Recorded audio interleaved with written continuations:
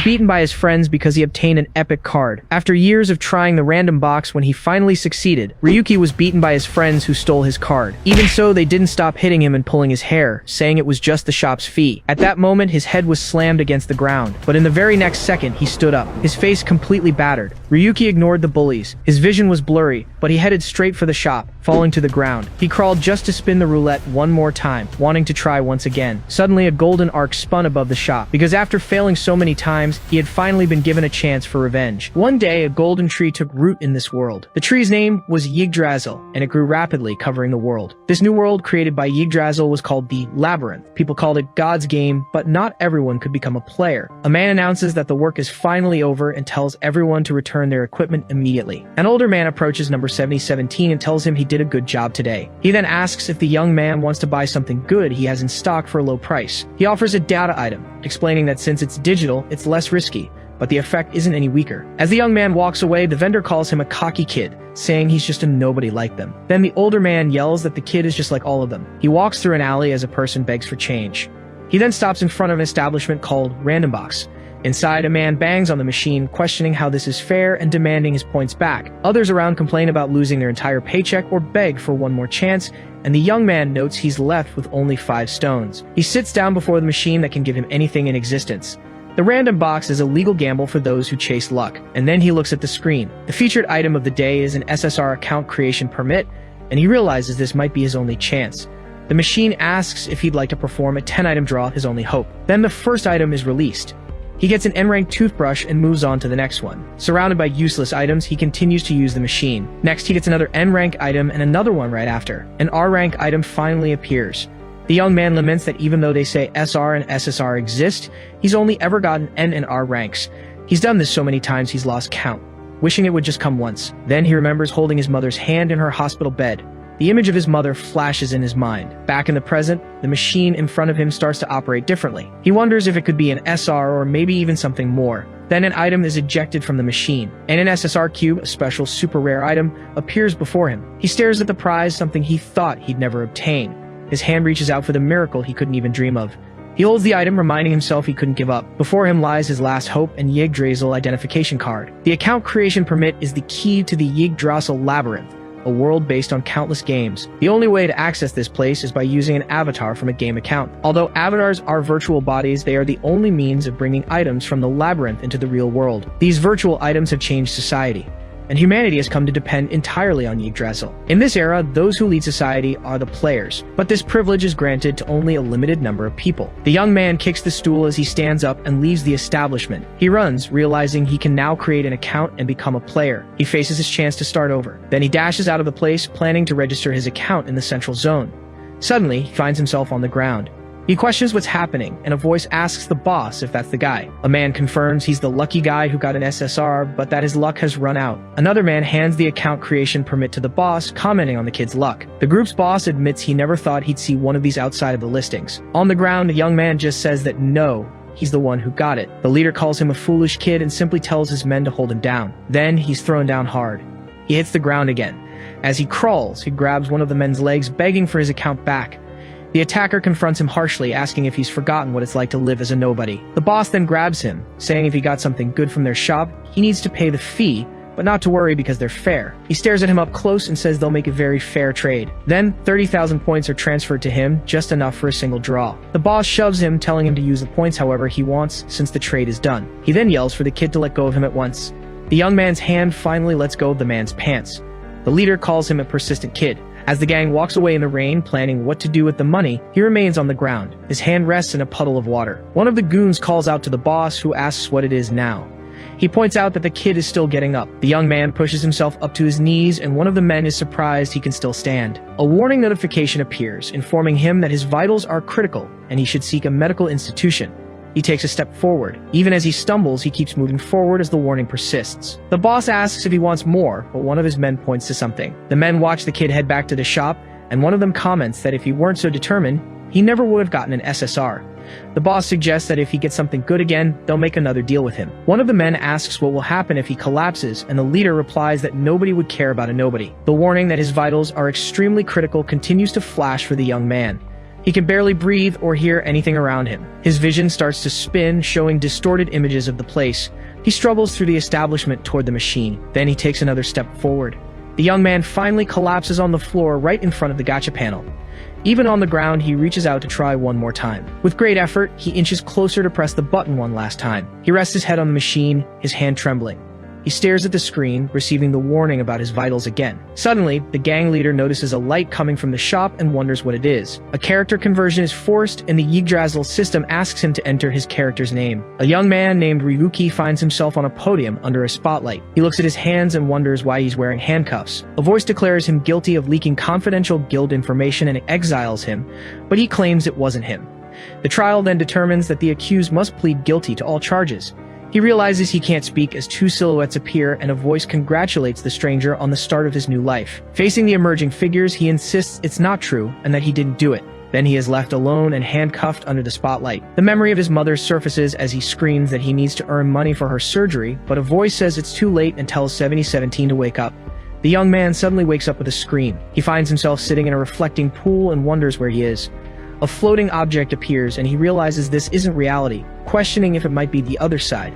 The object addresses him as master and asks him to enter his character's name, which startles him. He points at the object and calls it a flying cleaning robot, but the device introduces itself as Lygon, the system for the random box device. Then, Gigon congratulates him on obtaining the only rank item in the world. The young man questions what rank is, as he only knew of N, R, SR, and SSR rarities. An item appears before him. Gigon explains that this place is the rift between reality and Yggdrasil. Then the system asks the master for a name to complete the conversion and grant access to the labyrinth. The young man questions the conversion, but Lygon states that it intervened because its master's life was in danger. It then explains that they are now trying to access Yggdrasil by converting his body through the system. Gigon again asks the master to enter the character's name. The young man decides to take the small chance of success he has. The setup is completed and his body begins to react. He shields his face as the system announces the transport to the labyrinth. Access is finally complete. Then, he is welcomed to the world of Phantasm. The young man observes the new scenery around him. He feels the wind blow through his hair. He also feels the earth beneath his feet. Then he realizes that this is the labyrinth he had longed for so much. Suddenly, he's confronted by a group of approaching armed skeletons. One of the creatures lunges forward to attack him by surprise.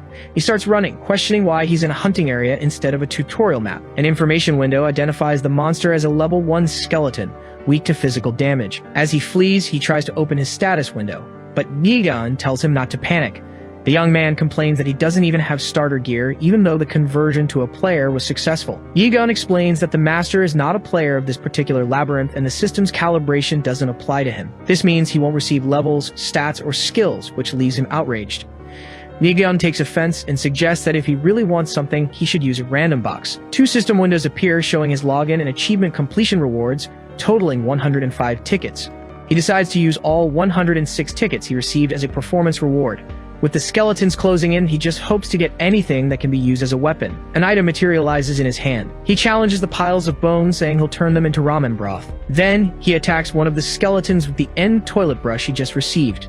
He stands there with the broken brush in his hand as Wygon tells him to keep using the items. He runs and yells at the system, saying he only got junk, but Wygon questions how he managed to get the item. One of the skeletons appears wearing a wig, and the young man complains that the monsters are still chasing him. As he runs amidst the useless items, Gigon warns him to watch his step. He then trips and falls flat on his back. Leaning against a tree, he sees the skeleton running toward him to attack. He then calls for Gigon, and a new item appears in his hand. He braces for impact. With a newly acquired R-short sword, he manages to block the skeleton's blow. He now wields a sword and celebrates finally getting a decent weapon. He claims that small monsters like skeletons are nothing to him. He then attacks the creature, saying that with a decent weapon, they are no match. But the strike doesn't work, and he realizes the skeleton's HP should have been depleted with just 2 hits. Gigon reaffirms that the master cannot use the labyrinth system, and this includes combat mechanics and HP drain. Facing the skeleton as it prepares to attack, he laments that his end will be ridiculous after getting his miraculous chance. As the skeleton strikes, another item appears behind the young man, who refuses to be defeated in a place like this. A new item falls onto the grass beside him.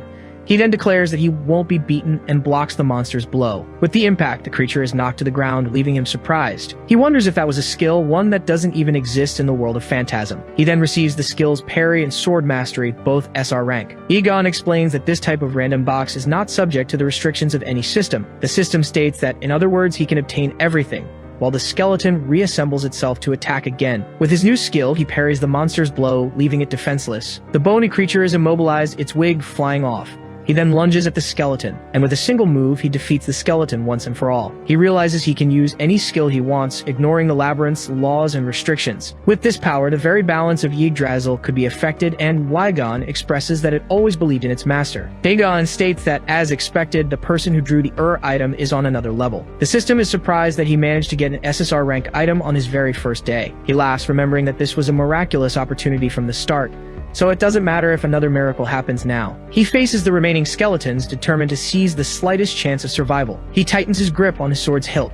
Then he lunges forward with a single strike, defeating the enemies before him.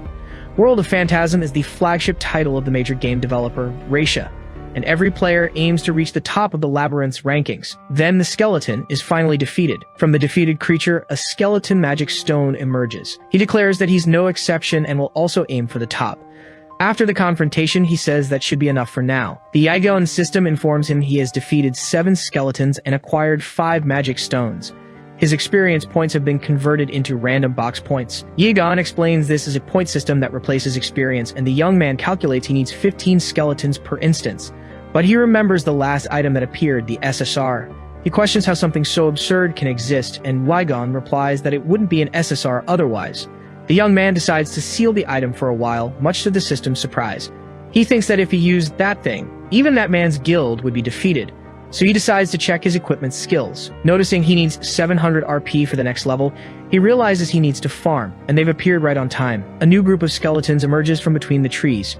He charges forward with his sword, stating that time efficiency is key when farming. Then, another group of skeletons rushes toward him. A large explosion occurs in the forest. On his 3rd day logged into World of Phantasm, he faces the last skeleton as it crumbles away. He then checks the Yigon system window and sees he's completed all the daily quests. Considering that time in the labyrinth is 10 times faster, he thinks 7 hours of farming for 1500 RP isn't bad at all. Yigon gets excited about the 1500 RP and encourages its master to do a 10 gacha pull immediately. The young man looks at his status window as the system announces the start of the gacha. He uses the points to increase his sword mastery and parry levels, while Yigon questions what he's doing. The system calls its master insane for using precious RP on skills, but he replies that the skill system is also part of his power. He asks about the drop rates for each rank, and Yigon replies that the chances for N are 70% and for SSR are just 0.3%. Outraged by the list of useless items, he yells that the ticket results are too cheap, but Yigon reminds him he got everything from SR to SSR on his first ticket. Yigon begs for the points he worked so hard to collect, but the young man says the quest tickets are enough for the random boxes. Yigon asks how long he plans to stay in the tutorial area, and he replies that he doesn't know yet, as he needs to level up his weapons and skills. He states that he prides himself on knowing more about WAP than anyone else and will use all the information he gathered in the past. He claims that the Forest of Beginnings is the best hunting ground for the early game. He knows that once he leaves, he can never return. So he decides they should grow as much as possible before moving on. So he decides to see how far he can fight without levels and stat corrections, knowing he can also get a guaranteed SR ticket from the login bonus. The Yigon system displays the 7th day login bonus, a guaranteed Yigon SR ticket. He grows tired, concluding that his level farming has hit a dead end. He then checks his equipped skills and sees that sword mastery and parry are at level 3. He realizes the skill levels he can raise here are reaching their limit, so he wonders if they should move on to the next stage. Yigon suggests they use the 1-week login bonus for the gacha, and he simply agrees. He activates the ticket, believing that with a guaranteed SR there won't be any junk, but it all comes down to luck. An item then begins to materialize before him. He comments that something extraordinary came through, even for a pickup, and Yigon just states that a pickup is a pickup. A system window displays the new item, the SR rank Gunblade. He wields the new weapon. It would cause an uproar if it went public. He then tests the weapon on a nearby tree, and with a single strike he slices the tree in half.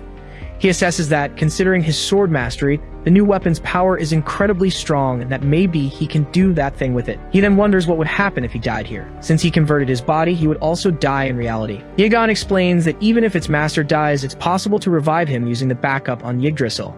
The system, however, warns that it will be painful enough to make him wish he were dead. He simply asks if that's all, stating that as long as he doesn't really die, it's fine. He then orders Yigon to use all the remaining tickets on the gacha to increase his combat power a little. After using the tickets, he finally gets an R-rank leather armor set, which he considers useful. He complains to Yigon for dropping him in the hunting ground, but the system replies that the accuracy wasn't bad for an external login. The young man then instructs the system to record all his gameplay footage from now on, as it will be a great show. Yegon asks for the file name, and he replies to call it The Unknown Escapes the Abyss. He explains that although this place is considered one of the best, Lacia's games are mass-produced and full of flaws. As he walks, he prepares to give an example. Suddenly, a huge knight in black armor appears before him. The Yegon system identifies the enemy as the Black Knight Chaos. Immediately, a sudden quest is activated. Defeat the Black Knight of Chaos. With the sudden quest accepted, he prepares to begin the experiment. The Demon God's Knight introduces himself, revealing he awaits the strong at the edge of the void. Then, the knight attacks with his sword, and the young man blocks the blow. He pushes the enemy blade away and points the gun blade at the knight. The blow is parried, resulting in a heavy impact between the two. He realizes that his successful parry allows him to ignore the opponent's power and level difference. Then, he fires the gun blade at point-blank range. The shot hits the knight's armor, but has no effect. He discovers the attack was useless, and that the opponent's defense cannot be penetrated. Although Yegon confirms he can ignore the system's buff, the young man insists it's still not working. Yegon calls him an idiot, telling him to think practically about whether a blade like that can cut through metal armor. He finally understands, as he was only considering system-based strategies. As the knight prepares to attack, Ryuki states that in a world modeled after a game, he is different from normal players who would be affected by the system, but not him.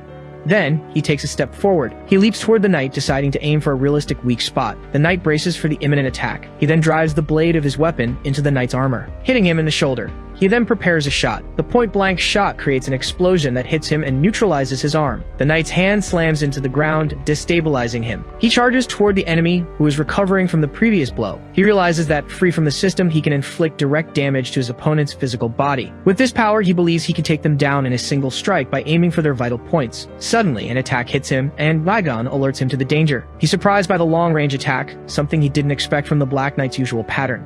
The knight watches him from a distance as the attack dissipates into the air. His enemy calls him a powerful warrior, a threat to the gods. Then, the knight challenges him to prove the essence of the void, launching a new attack. The young man tries to dodge the multiple strikes erupting from the ground. He realizes he was naive. The Black Knight is a mid-game enemy that can't be faced with basic gear. Besides, he remembers he's in a no-return zone, which means there's no escape. He tries to parry the countless attacks, but realizes there are too many. Yegon screams for its master, who is hit head-on. The young man feels the impact of the multiple attacks, leaving him severely wounded. He slams his hand on the table, saying he can't accept this. Ryuki, an expert analyst for the Linzer Guild, questions why his strategy guide was rejected again. In a meeting, a superior states the guide he submitted is for an area Unfell has already cleared, but Ryuki insists his strategy is more efficient. The man calls him by name and says that even with S-rank players, it's just a standard strategy for someone who's already high-level.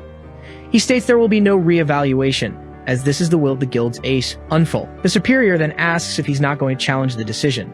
Ryuki slams his fist on the table. He gets angry that they always have to check on Unfell's mood. Then he calms down, deciding to focus on the cost of his mother's surgery, and thinking about how to make the guild recognize his strength. Suddenly, a voice calls his name.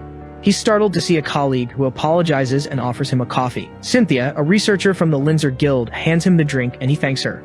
She asks about the strategy guide that was rejected multiple times, saying she's worried he's too focused on it. As he sips his coffee, she asks if he minds if she helps a little. He accepts her help and explains that the final part of the strategy is confidential information, asking her to request the necessary materials from their superiors. Cynthia simply agrees to help.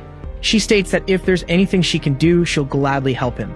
At the hospital, he holds his mother's hand and tells her not to be surprised, as the date for her surgery has finally been set. She asks about the money, but he reassures her, saying his strategy guide was approved this time. His mother questions him, asking if it's really true. Then she hugs him, praising his hard work, and he mentions it was all thanks to Cynthia. He comforts her, saying she doesn't need to worry anymore and that hard work pays off. Suddenly, he is informed that for leaking confidential guild information, he is expelled from Linzia. In a meeting room, a superior reveals they've already secured proof and that Unfell and Cynthia conducted everything secretly. Cynthia's name echoes in his thoughts. Linfel Darius, the guild's vice master, complains about the inconvenience and questions if it's okay to waste the ace's precious time on this. He then asks Ryuki if he's the one who kept sending those annoying strategy guides. Linfel says he was curious about his face, but seeing such a pathetic expression made him lose interest. With his arm around Cynthia, he apologizes for getting her involved with someone like that and invites her for a drink as her supporter. As he leaves, he touches Ryuki's shoulder and says this is what happens when you don't know your place. Linfel accuses him of talking behind their backs and arrogantly creating a strategy guide, asking if he's forgotten his place. Then he congratulates him, as this is the moment his boring life ends. As he leaves, he revokes Ryuki's rank, demoting him to an unknown. The verdict is announced and the defendant is found guilty on all charges, with all his assets revoked. Not even his own name was spared, and back in the present, he recovers from the attack. The Black Knight is surprised that he's still withstanding the attack. He struggles to stay on his feet, and the Knight questions where so much power comes from. The Knight states that no matter what the power is, the blessing of the demon god cannot be stopped, nor will it yield. He wonders if this is the end and if everything will really end here. He reflects that if that's the case, his life has been nothing but a pile of trash until now. Then the image of his mother appears in his mind, along with the promise he made. He swore he would get everything back exactly as it was before. Suddenly, one of the attacks hits him hard from the side, but he grits his teeth as the fight starts now. He plants his feet firmly on the ground, determined to get out of there. Then he leaps at the Knight, striking him with his weapon. With a direct hit, he strikes the Knight's helm. He promises to deal with his adversaries, remembering Linful and Cynthia. He finishes the Knight with a shot from his weapon. He swears he won't leave a single one of them and will defeat them all. With one last effort, he completely defeats the Black Knight.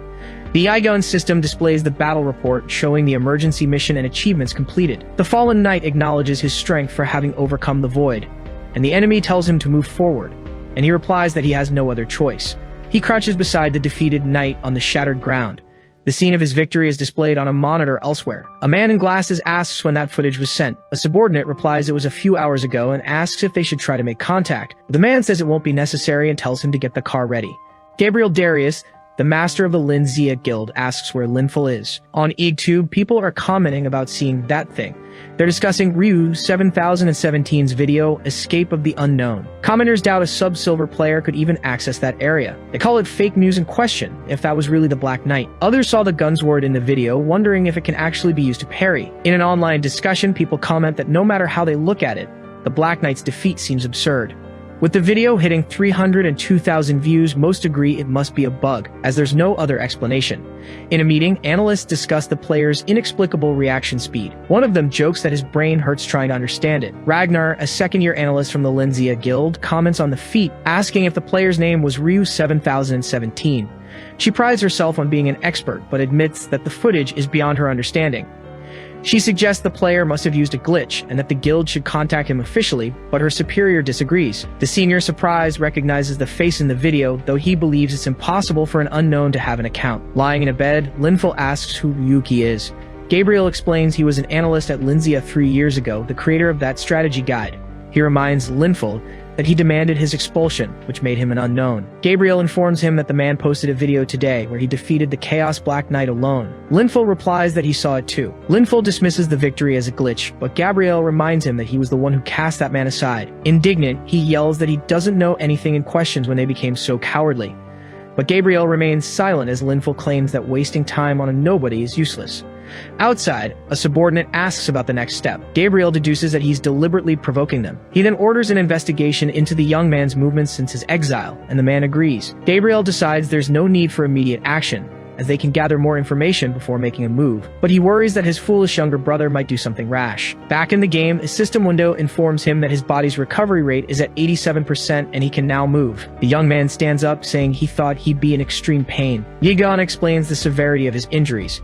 He then states that he'll get used to this level of pain as he'll experience it hundreds of times more. Then he takes a step forward and wonders if this is where they begin. He observes the landscape before him and says goodbye to the tutorial area. He acknowledges that the game world is structured around the main content, the Demon God Tower, but he knows they can't go straight to the tower yet, as they first need to conquer the surrounding dungeons. Egon questions his decision to release the footage, but he assures it that he's aware of the risks and that his enemies won't act on something so trivial. He explains that for now, they probably think it's just a simple glitch since exploiting bugs isn't uncommon in games. Since he made a conspicuous appearance knowing they hold a grudge, he'll start by gathering information and suspecting a trap. Egon confirms the strategy is to release the video to cause confusion. He adds that the more attention it draws, the more limited their options become. He then asks if they can hide his physical body in the labyrinth, and Wygon praises the idea of using the Ur's resources in such a way. He states that now that they've secured a way to defeat Linful Darius, all that's left is to lure him out. His very existence is sure to make him act. With a clenched fist, he decides they will provoke him relentlessly. The moment Linful shows up will be their chance. He then declares that it will be their chance to beat him. Egon suggests they use the insane amount of ticket points they've accumulated to pull some gachas and have fun along the way. As Wygon prepares to use the 20 tickets and 15,000 RP, he reminds it that getting to the village is the priority. He needs to leave the labyrinth every 10 days to keep his body safe. The system explains that unlike avatars, his conversion method transfers the actual physical body into the game, making such low-level concerns unnecessary. He understands that he's not an avatar but his real body in that world. Yigon recommends returning to reality at least once due to the forced conversion.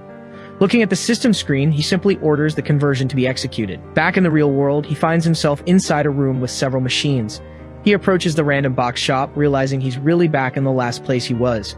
He finds it strange not to feel any abnormality in his body, despite being in a critical situation. Yigon asks if he now understands the greatness of the system. Yigon informs him about several illegal cameras in the shop and asks if it should block them. Suddenly, a group of men enters and calls him an unknown. The group's leader greets him, surprised that he wasn't defeated, and asks where he's been hiding all day. He stares at the men before him, remembering their previous confrontation. The leader explains they came as soon as they saw him on the cameras and mentions he got something unusual the day before. One of the goons yells that he's running away, and the young man breaks the window to escape. Yigon asks why he's running. He replies that it's obvious as he can't handle more than 10 opponents. The system understands and offers to find a safe route for him. Yigon instructs him to turn at the next corner, go straight, and then turn left. He questions if he can trust the system. He shouts as he realizes what's in front of him.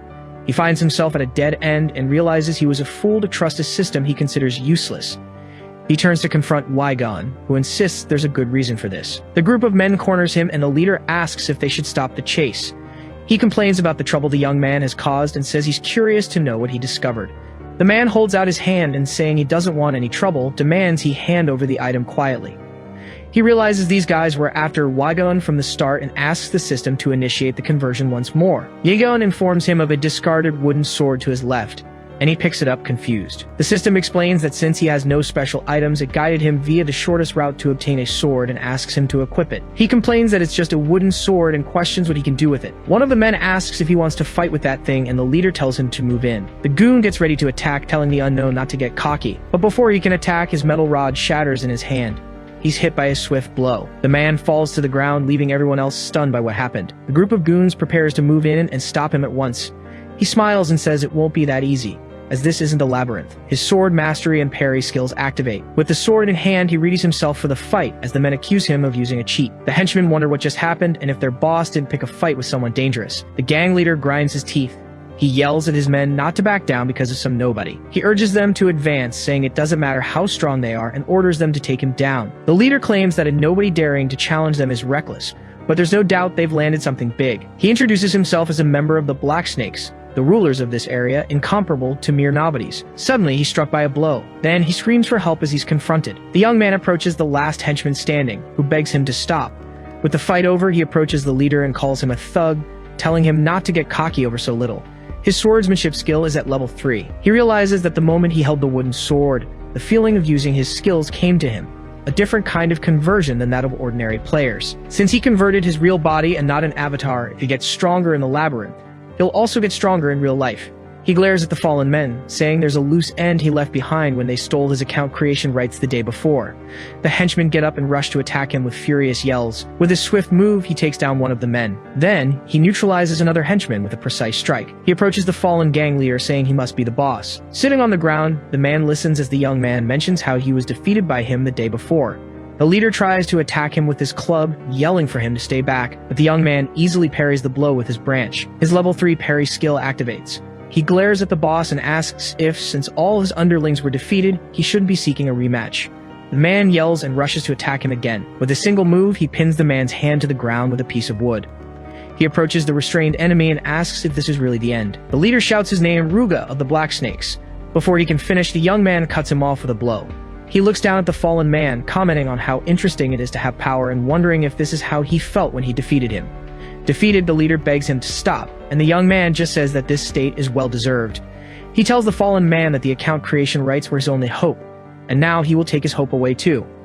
The gang leader threatens him, saying that nobody messing with a bronze rank won't get away with it, but he simply replies that it's no problem, as he just needs to ensure the man's silence.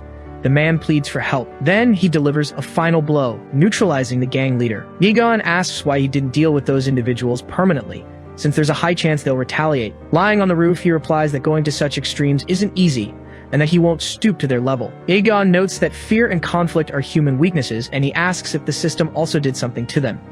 The system confirms, explaining that it interfered with their internal devices and manipulated their visual information. He's surprised Aegon can do that kind of thing, and the system explains that the manipulation only works when their mental state is unstable. Aegon states that they must have seen him as a terrifying figure, an entity that inspires so much fear they wouldn't even think of challenging him. Sitting in his room, he says that for now, they need to keep his existence a complete secret, as the world could be turned upside down if the news got out. He then picks up a small knife. He wonders if skills can be activated if something is recognized as a sword, since swordsmanship and its associated movements seem to have become instinctive. Wielding the knife, he concludes that this is good as long-range weapons are inconvenient to carry. He asks Aegon about something that intrigues him, and the system explains that since he is in existence from outside Yggdrasil, there are no side effects like accelerated aging. He replies that this was expected, as something with such flaws couldn't be called Elsewhere, he meets with the gang leader and questions if they should start moving. He observes a small knife, commenting on how impressive it is, and asks the man if he's recovered this much in just a few hours. The man agrees, complaining about how that nobody left him in that state and still had the audacity to summon him. He shows the knife and says the medical fees were paid with the money from the account creation rights, and the man promises to pay him back immediately. With a serious look, he tells him to shut up. He reminds him that he was only spared on a whim and that he shouldn't forget it. The young man hurries him to lead the way, and the man agrees to go at once. They arrive at the entertainment district. A man is lying in an alley in clear distress. He makes a sound of discomfort. The gang leader pushes a man out of the way, and they continue walking.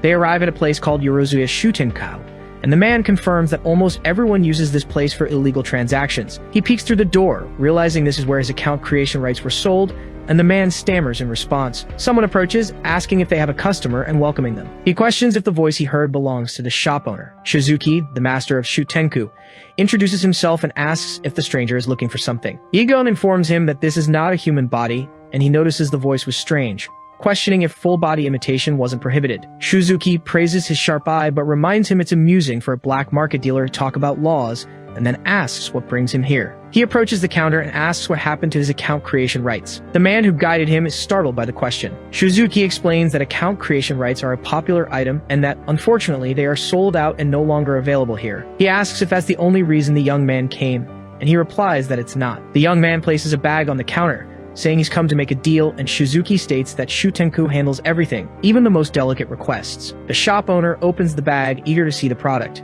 He stares at the contents, surprised, and asks what it is. Shizuki looks at the bag and asks if those are magic stones. He then questions if the young man knows their value, but the guy tells him not to underestimate him just because he's an unknown. Items in the labyrinth are divided into two main types: common items that can't be materialized in the real world, and special items that can be materialized outside the labyrinth. Magic stones are special items from which Ether, the modern world's main energy source, is extracted. The higher the stone's rank, the purer the Ether. Shizuki finds it hard to understand why he'd sell to a black market dealer. The young man replies that he wants to sell it discreetly, since he obtained it directly. Shizuki calls him bold, saying there's no way an unknown could get a magic stone. The shopkeeper tells Ruga to go home. The man hesitates to leave, but with a single glance, the young man orders him to leave.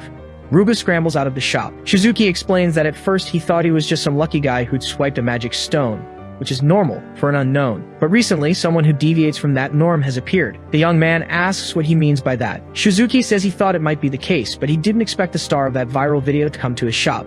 With open arms, he welcomes Ryu 7017 once more. Holding the magic stone, he warns him that he was careless in trying to hide his identity. Shizuki reveals the appraisal app shows this is the magic stone of the Chaos Black Knight, and that he's the only one who has defeated him in the tutorial area. He then asks again what Ryu 7017 is doing in his shop. The young man confirms his identity and, thanking him for the advice, says it's time to get down to business. Shizuki asks what he's looking for from a black market dealer. He simply replies, a mod. He points to his head and asks if the shopkeeper has any. Shizuki questions him, asking if he knows what mods are. He replies that they are applications that alter the labyrinth's components, but the shopkeeper explains that most mods were discarded due to a lack of functionality and critical flaws. He insists, saying a black market dealer must have some products stashed away. The young man states his goal is to lower the labyrinth's difficulty and he can handle some side effects. So Shizuki asks if he saw the debilitated man near the shop. He remembers the man in great distress and asks what about him. Shizuki reveals that man was a mod user. He explains the man bought the painless mod to experiment with sensory control, which reduces the sensation of pain. But Shizuki explains the outcome was negative. In exchange for reduced pain, his other senses became extremely sensitive, and he had a breakdown. He advises him to give up, as mods are things the administration directly banned and discarded. Shizuki mentions there are a few mods verified as safe, but those can be obtained through normal means. He then removes his monocle and looks at the young man. The young man steps forward, questioning if he looks like an ordinary player since he defeated the Chaos Black Knight alone. He gets closer and says people are already calling him a cheater. He points at Shizuki, saying he doesn't care if he's a genius with top-tier skills or some nobody exploiting system glitches. Then he states he doesn't care about the means or methods and he'll use them rather than let them sit here collecting dust. Shizuki asks if he's saying he can master the mods, and the young man questions if he isn't curious about what might happen. Intrigued, the shopkeeper decides to show him something. He leads him to another room and explains that when most mods were discarded, these were the ones he managed to save at the last minute. He opens a box with several discs and says that if the young man can really use mods, he should try one of these first. The young man picks up one of the discs, Ver-01, and Wygon informs him it's the mod, triple attack power. The system explains it has no practical effect, as it simply triples the numerical values with no real result. The young man then picks up another disc, Ver-01, and Yegon reveals it's the mod. 1 second future prediction, a good idea that failed in implementation. Yegon then describes other ineffective mods, like one that changes character appearances and another that multiplies skills by a negligible amount. The young man analyzes the 3000x sensitivity mod, which mainly affects pain, and concludes they are all useless. He tosses one of the discs aside and picks up another, asking about the mod, probability manipulation. Yegon calls him sharp, explaining that it manipulates the probabilities of possible events in the player's favor. The system states that since he's unaffected by avatar performance reductions, he can expect a 0.5 to 1% improvement in probabilities. He realizes that if this also affects loot boxes, it could be useful. He makes up his mind and informs Shizuki that he'll take that one and 2 others for a total of 3. Shizuki praises him for not being all talk and for precisely picking out the only decent items from a pile of junk. He's confused by the word junk.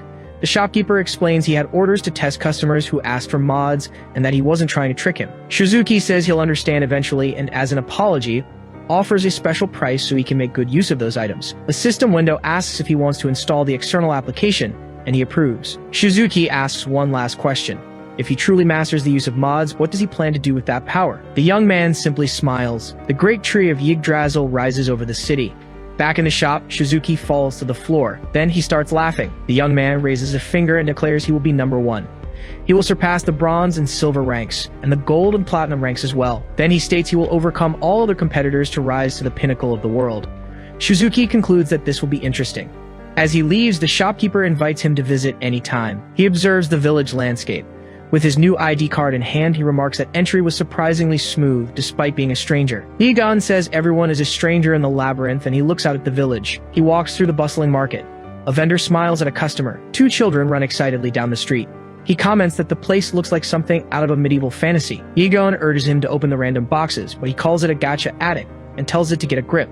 He then notices something strange. The faces of the people around him turn grim. Yegon notices the stares and asks if they did something wrong. He explains that NPCs hate players because they're treated so poorly. Then he understands why they're getting those looks, and suddenly he hears someone shouting. A man is holding another on the ground.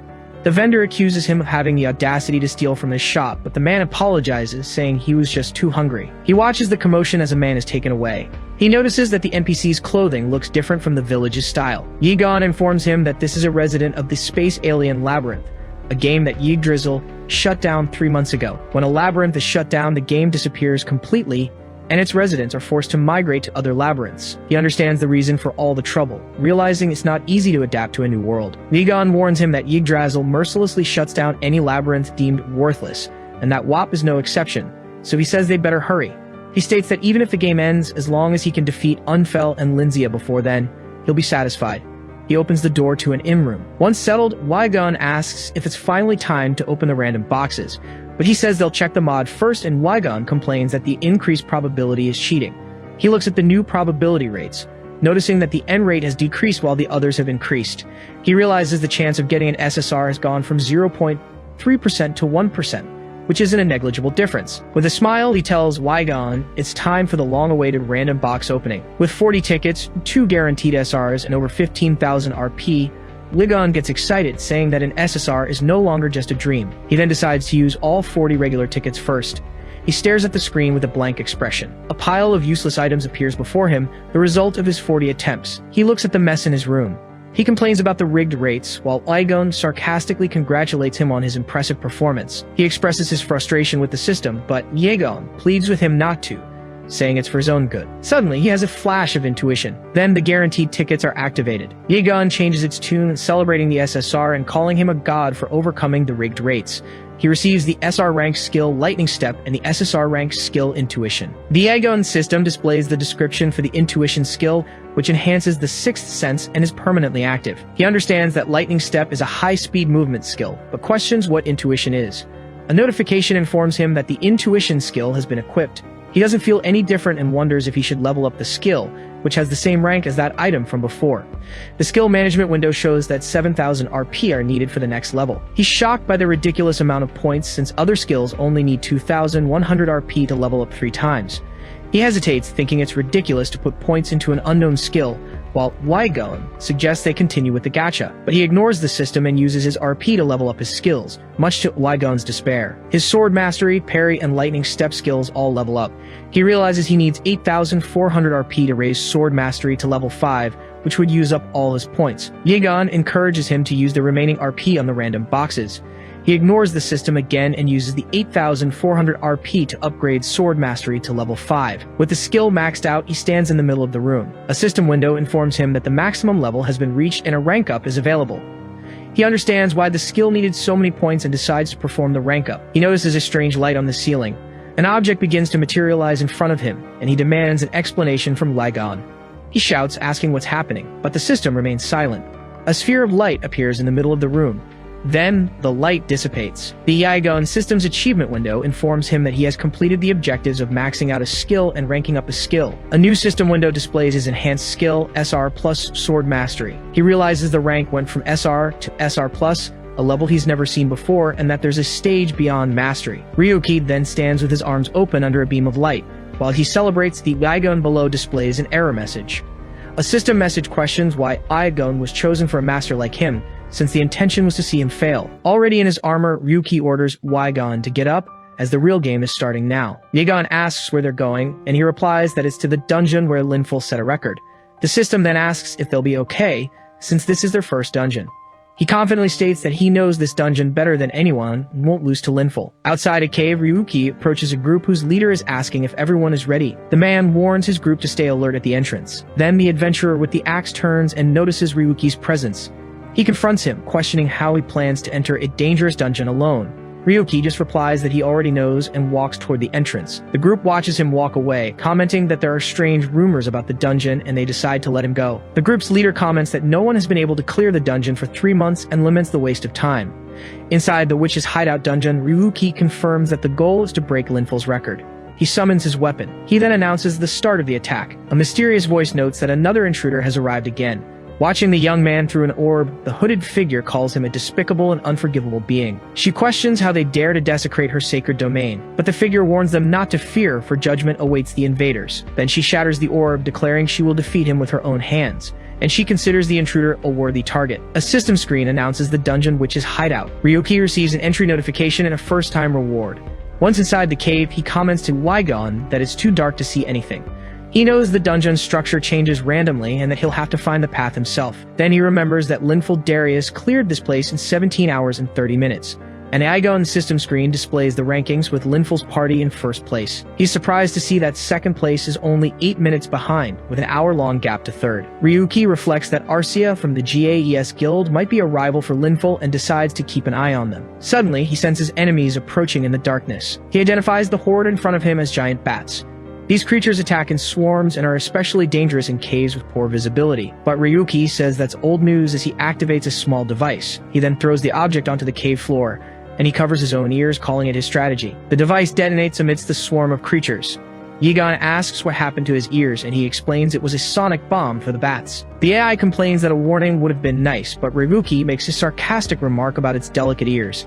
He moves forward and attacks one of the stunned bats on the ground. As he defeats the creatures, he explains to Wygon that understanding the dungeon's patterns is what reduces the clear time. What really worries him is that no one has managed to clear this place in the last 3 months. He finds it strange as this dungeon is known for its low difficulty and was treated like a tutorial after Linful cleared it. Wygon says it understands as the young man continues walking, but Wygon asks its master if he's sure they aren't lost. Ryuki assures it that this is the right way, reminding it about the importance of patterns, but Wygon comments that it feels like they're just walking in circles.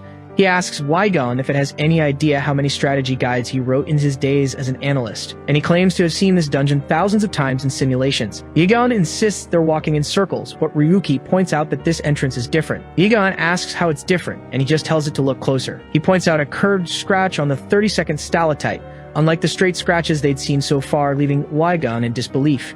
This change only appears on the 33rd pass, which means the escape route has been unlocked. Wygon is amazed that he memorized the layout using such small details, but the young man just calls it a noisy piece of scrap. He then explains that the dungeon uses magic to confuse players' sense of direction, and that Linful had a team member with a special skill for that. But before that skill was discovered, he memorized every key point of the labyrinth and warns that they'll reach the next checkpoint in 5 minutes. Wygon still can't believe he memorized all the small differences by himself, something a normal player would never even attempt. Wygon thinks its master is crazy, but he warns that he can hear everything. He comments that they'll be out of the labyrinth soon, but they're already half an hour behind Linful's pace, taking longer than expected, and there's still the unresolved question of why players have failed to clear the dungeon for the past 3 months. The witch is enraged that the intruder dares to traverse her labyrinth, but she promises to plunge his hope into despair, and she guarantees it will happen the moment he steps out of the maze. The witch declares that he will be defeated by her instant death magic and become her test subject.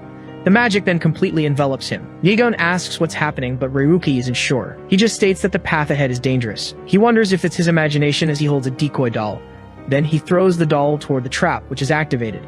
He recognizes the instant death magic, which shouldn't appear until much later in the tower. As he wonders what the trap is doing here, Wygon advises him to retreat, as the dungeon's specifications have changed.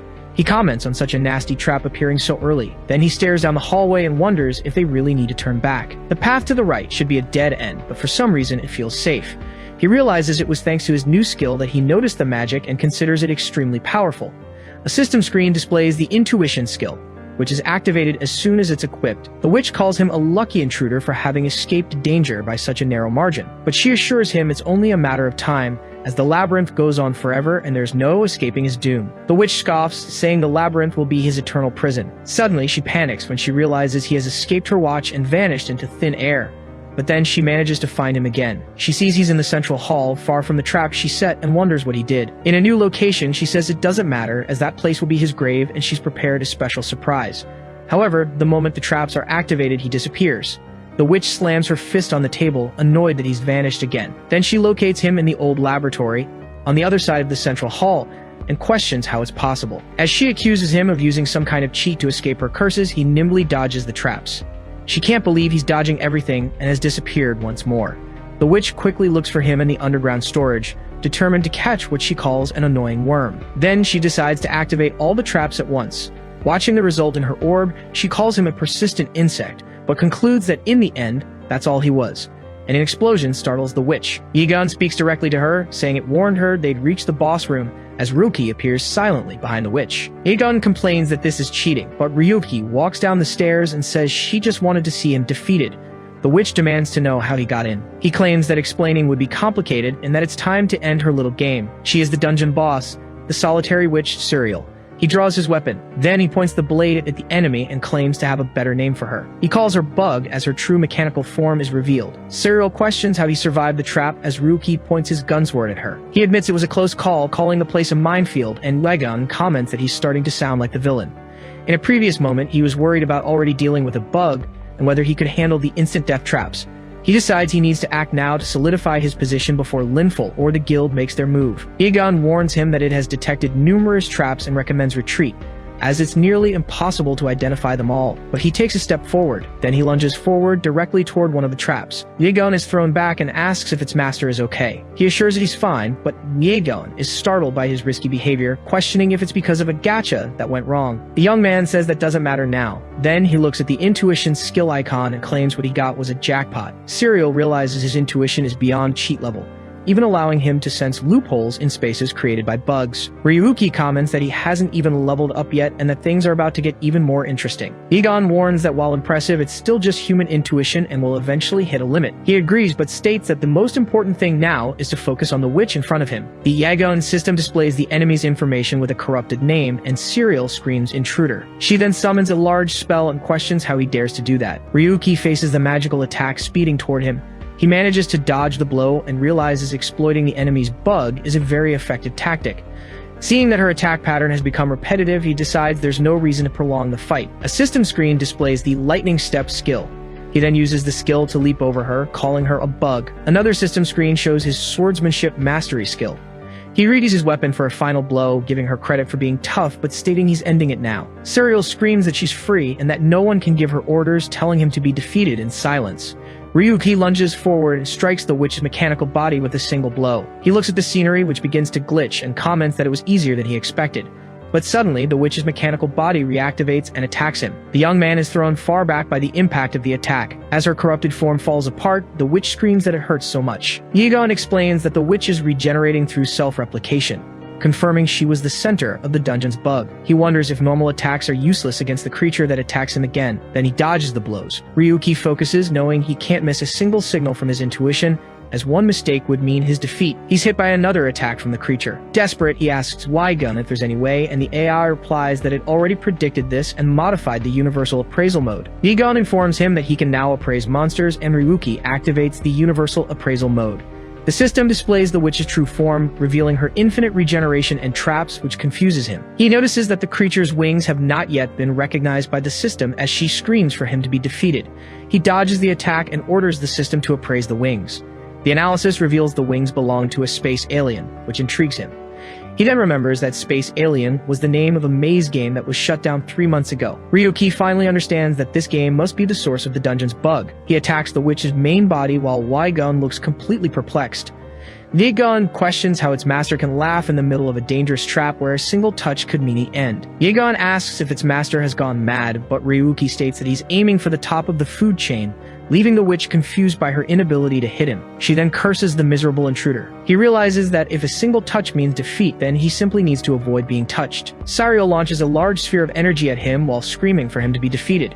The creature insists that he be defeated quickly as the magic explodes. She confidently states that she has cut off all his escape routes. But suddenly he appears right behind her, saying she's just like this dungeon. He climbs onto the creature's shoulders and explains that stolen power is a crutch for the weak and weaknesses always appear, just like the cracks in the dungeon. Now up close, he confirms that as he thought, the wings were the source of the bug. The witch begs him not to do it, explaining that those wings gave her freedom, a word that makes him thoughtful. She tells him she was trapped following orders for an eternity, and that the wings freed her from that curse. He says they are similar, as she also wanted to break free from her designated role.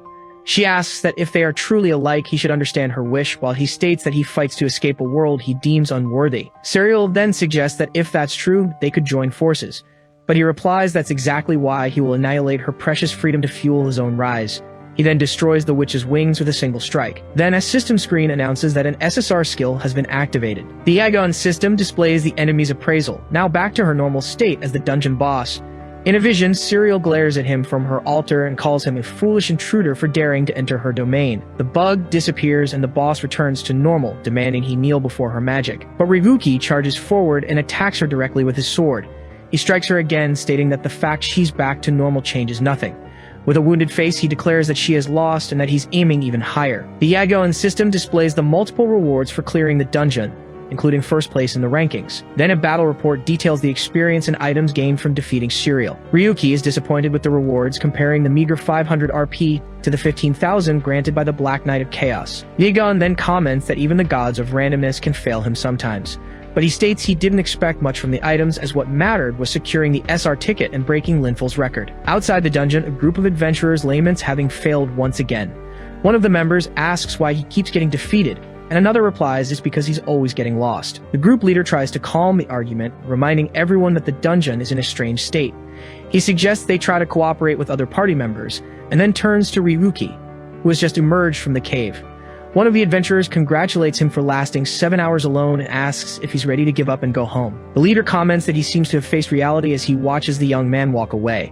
Suddenly, he receives a notification that the dungeon's information has been updated. Then, he is shocked to see the rankings. The screen reveals Ryuki in first place for the time of 7 hours, 10 hours less than Linful's previous record. Everyone is in disbelief that the kid cleared the dungeon alone and even took first place, shattering Linful's record. A blade is stopped near Ryuki's neck. An adventurer grabs him and asks what kind of trick he used to pull that off. He claims it's impossible to cut the time by 10 hours alone and demands he reveal the secret. Ryuki simply explains that there was a bug in the dungeon and he used it to shorten the time. The other adventurers accuse him of using a cheat to break the record without using his own skills. One of them says he should be ashamed, while the young man wonders what these fools are talking about. He then reveals that he fixed the bug and advises them to focus on clearing the dungeon. The adventurer gets angry and says a cheater like him has no right to lecture them, but Ryuki easily dodges his attack. Then he hits him in the stomach with a shoulder bash. The man falls to the ground as the young man continues on his way. The adventurer gets up, promising to settle the score with him, but his group leader stops him. The leader warns that they're no match for Ryuki, but his companion insists on calling him a cheater. Then the leader yells at the man, explaining that Ryuki didn't exploit the bug, he solved it. The other group members realize he not only used the bug in his strategy but also fixed it, finding it all even more unbelievable. The adventurer leader watches the young man walk away, feeling like he's seen him somewhere before. Elsewhere, Ryuki plans his next steps, starting with the White Lake. Next, he'll go to the Red Spider Forest. And finally, he'll visit the ancient ruins of the gods. He explains that these are the most famous dungeons where Linful Darius's group set records. Egon asks why he isn't going to all of them, and the young man replies that another guild already broke one of the records 2 years ago. He remembers the player Arcia, whose team set a completion time suspiciously close to what he had predicted in his old strategy guide. This coincidence makes him strangely angry. Then he stands up, determined to start with the three, and Wygon asks if they are going to erase the annoying name Linful. Meanwhile, inside the demon god's tower, Linful's group is gathered. He rushes his companions to grab the loot, asking if they want to work overtime. Suddenly, he gets a notification. An image of a sea monster appears on his screen. He wonders if that's the White Lake, but hesitates for a moment. Next, another image shows a giant spider, and he questions if it's the Red Spider Forest. Linful Darius tells his companions to handle the loot themselves. He then warns that something has come up and he's going on ahead. Later, lying on a couch, he wonders about that unbelievable guy. Then he realizes the kid is deliberately targeting all his records to provoke him. He sits up and questions if the newbie thinks he's a big deal, but keeps thinking about the name Ryuki. No matter how hard he tries, he can't remember him and wonders if he ever really knew him. A man suddenly bursts into the room with big news, and Linful asks what the commotion is this time. Then he's told that the kid Ryuki is doing a live stream. Ragnar, an analyst for the Linza Guild, observes the situation. She already had an idea based on the top ranker's information, but now she sees new records for the Bug Dungeon, the White Lake, and the Red Spider Forest. She can hardly believe he took on 4 dungeons at once, broke all the records, and posted the videos simultaneously, generating an explosive response. To her, it's only natural that they were waiting for a new video since the Dark Knight hunt. Although there are still unknown skills and items, the strategy shown in the video requires complete mastery of every element in the dungeon. The most shocking part is the completion of the witch's hideout, which no one had been able to clear for 3 months since the Phantasma group was defeated. And yet, Ryu 7017 cleared the dungeon as if it were nothing, leaving viewers full of questions about how it was possible. Ragnar states that although many claim the video was faked, it's clear that the witch's hideout has been completed. This would require an incredibly skilled analyst, which makes her question if another guild is backing him. She predicts this will cause a huge uproar on a level far greater than the Black Knight of Chaos incident. Ryuki thinks they must have been distracted by the flood of videos all at once, but he states that those videos are nothing compared to what he's about to post. Egon warns him that from now on they will see him as an enemy, but he replies that he's prepared for it. The AI then questions if it would be better to get a little stronger, hinting that its master is still a newbie. He agrees with Egon, but explains that if he takes any longer, it will give them time to respond and he can't stop now. His time has been frozen since that moment 3 years ago when everything stopped and only 2 things remained in his mind. He then reveals that despair and hatred are the only reasons he continues to live. In his new video, he introduces himself as Ryu 7017, known for his escape from the unknown videos, and says his in-game name in Labyrinth is Ryuki. He apologizes and says that today's video is not about clearing dungeons, which surprises Linful. Ryuki then declares that from this moment on, he will reveal the truth he knows to everyone. He introduces himself as Ryuki, also known as Ryu 7017, the man behind the escape of an unknown from the Deep Sea videos. Ragnar watches the stream and comments that he looks more ordinary than she expected, while Ryuki clarifies that he's literally an unknown. He admits it's hard to believe an unknown without an account could enter the game Labyrinth. To get an account, you need a silver rank or higher to pass an exam or have a guild's recommendation, but he assures everyone that he is absolutely a bottom-tier unknown. He then says it doesn't matter if they don't believe him or suspect him of cheating, because as for the account, he just got lucky. Linful watches the video as Ryuki declares he doesn't care what people say. The reason he became an unknown is because he was framed. He knows no one would believe him anyway, and the real reason he's making this video is something else. He then directly addresses Linful and the members of the Linza Guild, knowing they're watching, and he asks if they all remember how pathetic he looked when he fell into the abyss. He fought his way out of a terrible place to get back here, and he warns them to just wait a little longer because now it's their turn. Elsewhere, a mysterious figure comments that it seems an enemy of Linza has appeared. Two voices note the video's view count and confirm this is the guy they talked about, who's now under surveillance. A mysterious figure reveals that he used to work for Linza and that his records were erased, likely by Gabriel to protect Linful. Two voices instruct him to keep an eye on Linful Darius, an important candidate, though he considers them pathetic. He then wonders what to do since Linza won't be able to ignore Ryu 7017 either. The voices prefer to stay out of it for now and decide to just keep watching. He agrees to maintain surveillance, but warns he might act on his own. The voices call him uncooperative and lead the conversation. The mysterious figure then decides he'll also do as he pleases. At a press conference, Gabriel Darius is questioned about the Linza Guild's connection to the recent hot topic, Ryu 7017. He confirms they were once part of the guild, but were expelled and now have no connection. A reporter then asks if it's true that Linza falsely accused them. Gabriel replies that this is completely baseless. The reporter continues, mentioning rumors of collusion with Raisha, the developer of World of Phantasm. He explains the deal was supposedly to control the pace of content consumption by regulating dungeon completions. He then asks Gabriel, as the guild leader, for his position on the allegations. Gabriel dismisses it all as slander and states they've already contacted Ryu 7017's associates and obtain their information. Gabriel Darius assures them that soon everything will be set right. A mysterious figure watches the broadcast as he announces strong legal action against Ryu 7017 for spreading rumors. Ryuki arrives at a location and Shizuki comments that the whole world is talking about him and that his celebrity has graced her establishment. He says he couldn't care less and asks about her body, which doesn't match her old man's voice. She replies that she likes this voice and that it's one of the benefits of a full-body prosthesis. He ignores her answer and asks to see the mod, but she says what he saw last time is all there is. The young man doesn't believe her and reminds her that she mentioned a request to test those who sought the mod.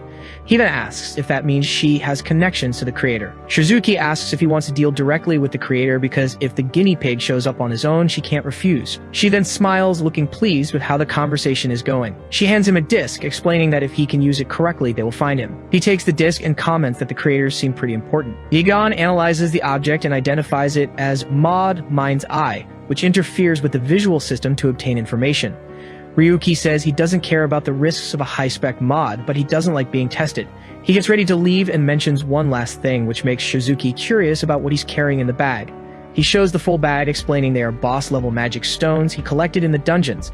He then asks Shizuki to calculate the value with the mod's bonus, and she thanks him and tells him to come back anytime. Out on the street, he comments to Yegon about the good profit he made, and the AI asks if he's going to try his luck with random boxes. But he replies that he still needs to meet one more person, which shocks Yegon at his master's unsocial life. A hand then waves at them from a distance. A young man approaches and greets him, but Ryuki just comments that he arrived earlier than expected. Yegon wonders since when his master has had friends, realizing he misjudged the person. The young man asks how Ryuka has been, leaving the AI completely bewildered. He continues to stare at the newcomer in silence. In a memory from the past, a hand points to a large, glowing tree on the city's horizon. A young Garcia points enthusiastically in the same direction. Next to a young Ryuki, he says his friend is right. Back in the present, he places a hand on Ryuki's shoulder, who finally says it really has been a while, Garcia. Garcia then invites him to talk for a bit. He agrees to talk, but his hand clenches into a tight fist, expressing his tension. Garcia comments that he's pretty laid back and should have contacted him sooner. He says he still feels terrible about what happened 3 years ago and that he had no choice at the time. Helping an unknown wasn't a simple matter back then. He then suggests they go somewhere more private to apologize properly, and Ryuki agrees. With a smile, Ryuki agrees, mentioning there are too many prying eyes around. Garcia apologizes sincerely once more. He bows and says he's sorry for what happened 3 years ago. Ryuki questions if an apology like that has any meaning now. Then he asks what Garcia really came to apologize for. Garcia reveals he has a plan to help him get back to bronze rank. He guarantees it's possible if Ryuki follows his plan, but the return won't be immediate. A memory begins with Ryuki calling Garcia's name on a rainy night, asking what he said. He begs for help, explaining there's only 1 week left until his mother's surgery. Ryuki gets on his knees and swears he'll pay him back if he lends him the money for the surgery. But Garcia pushes him away, telling him he's touching him with dirty hands. He tells the unknown to know his place and get lost. Lying on the ground in the rain, Ryuki calls out for his mother. He then states that he has to get the money for her surgery. Back in the present, Ryuki considers that this might actually be a good thing. The hospital bills and surgery costs are far more than an unknown could ever afford. In the memory, a voice orders Ryuki to leave, as this is no place for an unknown. The words to know his place and get lost echo in his mind. Back at the cafe, Ryuki abruptly stands up from the table. He then turns to Garcia, offering some advice for old time's sake. No one would believe his cheap act. Ryuki reveals he easily found out about his affiliation with the game developer Activity, a subsidiary of Lacia. He questions what kind of support Garcia could offer, since his labyrinth is failing miserably. Ryuki turns to leave, stating he doesn't need his support anymore, but Garcia threatens him, saying he'll hand over his information to Linza. He reminds him of Gabriel Darius, the master of the Linza Guild and Linful's older brother. Ryuki recalls the name Gabriel when he presented him with a strategy guide. In a flashback, Gabriel praises the guide, being described as the guild's former ace and absolute leader, known as the Cold Serpent. He says he'll be watching for his next strategy. Garcia advises him to sit down while Gabriel still considers him human. Ryuki remains silent with a serious expression. Garcia changes his posture and decides to get straight to business, as he explains that Ryuki's channel will be a billboard for his company. Ryuki snatches the card from Garcia's hand. Ryuki suddenly confronts him, telling Garcia that this item is dangerous. Ryuki asks if he has any last requests. Ryuki shoves him hard across the cafe, telling him to get out. He leaves, saying they should never see each other again, leaving Garcia on the floor. Garcia warns that the target is escaping. He yells to get him quickly, as armed men tell Ryuki to stop. One of the men is neutralized by Ryuki as he tries to tell him to surrender peacefully. The men shout that the target is getting away as they chase Ryuki down the street. They follow him into a dead-end alley but wonder where he went. On top of a building, Ryuki watches his pursuers, having used a skill to escape. He realizes that Gabriel Darius's approach was much more aggressive than expected. Egon detects his rising stress levels and asks if something is bothering him, but Ryuki denies it, stating that things are becoming clearer to him. He now knows what to do next and decides to return to the world of Phantasm. Elsewhere, Gabriel questions Garcia about how he repays the trust placed in him. Garcia apologizes for the disappointment and tries to offer information about Ryuki, but Gabriel cuts him off, saying the more he talks, the more disappointed he becomes. He asks if Garcia thinks he wouldn't already know basic information about someone who once belonged to Linza. Garcia then suggests the unknown probably got his account creation ticket from a random box. He begs for one more chance to investigate, while Gabriel reflects that all registered tickets were publicly auctioned. The people who bought the tickets at auction don't fit the profile. Gabriel concludes that Ryuki must have a benefactor, as he was expecting information about his associates. Garcia defends himself, questioning how he could know about the associates of someone who's been an unknown for years. Gabriel states he's wasted his time talking to someone who would betray an unknown for a quick profit. Gabriel's words echo in Garcia's mind. Enraged, he lunges at Gabriel. One of Gabriel's men quickly stops him. The guard pins him to the floor, neutralizing the threat. Gabriel approaches, declaring that a bronze daring to attack a gold is a serious offense. He warns him there's no hope of escape, as there are witnesses. The guard holds him down firmly. With Garcia pressed to the floor, Gabriel says that while this would normally result in a severe punishment, he will show mercy. He then sentences Garcia to become an unknown. Garcia begs the guild master for one more chance. He screams desperately that he is not an unknown. The guards drag him out of the place as Gabriel watches. Gabriel reflects that Ryuki was, at best, a decent analyst, but that was it. He didn't compare to Linful, so it was an obvious choice, but something made him special. A vision showed Ryuki before an immense figure and a circular pattern. Then Gabriel decides he will uncover the secret of his account by any means necessary. Ryuki returns to the world of Phantasm, arriving in a village. A flash of energy marks his arrival in the middle of the square. He comments that he likes this village, while Egon asks when he'll roll the random box. Egon questions why he's wandering around, but Ryuki explains that the number of online players is important. He states that he needs witnesses for what's about to happen. His view count rises quickly. With so much attention, he knows they'll have to act. The target is Linza, the top guild in the world of Phantasm, and its ace Linful. Ryuki then removes his helmet and prepares to set the bait and begin. A nearby player points in his direction, getting his friend's attention. Soon, a small crowd forms, recognizing him as the unknown player everyone's talking about. Lego's system interface displays his 92 tickets and random box points. He accumulated the tickets through bonuses, daily quests, and dungeon achievements. So Ryuki decides to start with a 10-item roll. He doesn't get any rare items, receiving only common rewards. After Wagon comments on the probability, Ryuki decides to use all his remaining Lagon tickets. The result is piles of useless items, with nothing of value in sight. Even with a 3.6% chance, he gets nothing. But Wagon encourages him not to give up. Ryuki sits among the items, saying it's fine since he didn't have high hopes. Then he reveals his 5 guaranteed SR tickets, stating that the real round starts now. He opens the first SR random box. Inside is a necklace made from a phoenix feather that allows for a one-time resurrection. Considering a one-time resurrection is a good start, he believes it will be useful. Ryuki then moves on to the next ticket. As the box opens, he hopes for a weapon or a skill, believing he's hit the jackpot. But the revealed item is an SR rank magic toothbrush. Egon congratulates him on finally getting an SR rank toothbrush after so many others. He asks if the item has any hidden function, and Wygon explains that it can be used in the real world. Its only function is to prevent cavities and work without electricity. Ryuki yells that it's useless and gestures at Wygon with the brush. With 3 tickets left, he decides to use them all at once to increase his chances. He decides to use all his tickets at once. Ryuki hopes to get at least 1 weapon with his last chances. Suddenly, he looks at the result. He questions how it makes sense to get 3 duplicate gunblades. Laughing, he falls to his knees believing it's all over. In the crowd, 2 players wonder what he's doing and if they should report him to Linza. Egon then says that since he's had his fun, he'll share some good news. After obtaining multiple SR rank items, he has unlocked the combination system. There are other locked systems, but Egon can't reveal the conditions beforehand. Egon confesses he couldn't resist seeing him in despair, and Ryuki threatens to turn him into a can. He then confirms that the combination system has been unlocked. With this, he realizes that at least the duplicate items now have a purpose. The item combination begins with the gunblade as the main target. The result of the fusion is a new, enhanced gunblade. He holds the weapon with its improved performance and wonders if there's a limit to how many times he can combine it. The combination screen reveals that it's possible to enhance the weapon even further. Ryuki raises the gunblade and starts the next fusion. The weapon transforms into a new SR rank gunblade, YGG, with cylinders that compress energy. He admires the creation, while Wygon comments that his master's mental health is becoming a concern. Then, he decides to take care of the remaining skills and performs an enhancement on his parry. He considers combining parry with sword mastery, and the system presents 3 possible random outcomes. Ryuki asks why the result is random, but Wygon claims that's the fun of it. Egon encourages him to aim for the ++ grade skill, explaining that combinations can enhance or create new skills. After asking the probability and hearing it's about 2%, Ryuki considers himself a fool for asking. He decides to risk it anyway, and the system grants him the SR plus Sword Saint skill. Although it's not ++, he notices the new skill combines the old ones, but the proficiency levels have dropped. Egon informs him that the resulting level is also random. With a smile, Ryuki says that's all for now. He then turns to Wygon and suggests that since he's just standing there, they could run some tests. Unexpectedly, a figure emerges from behind, threatening him with a blade and asking if he's Ryu 7017.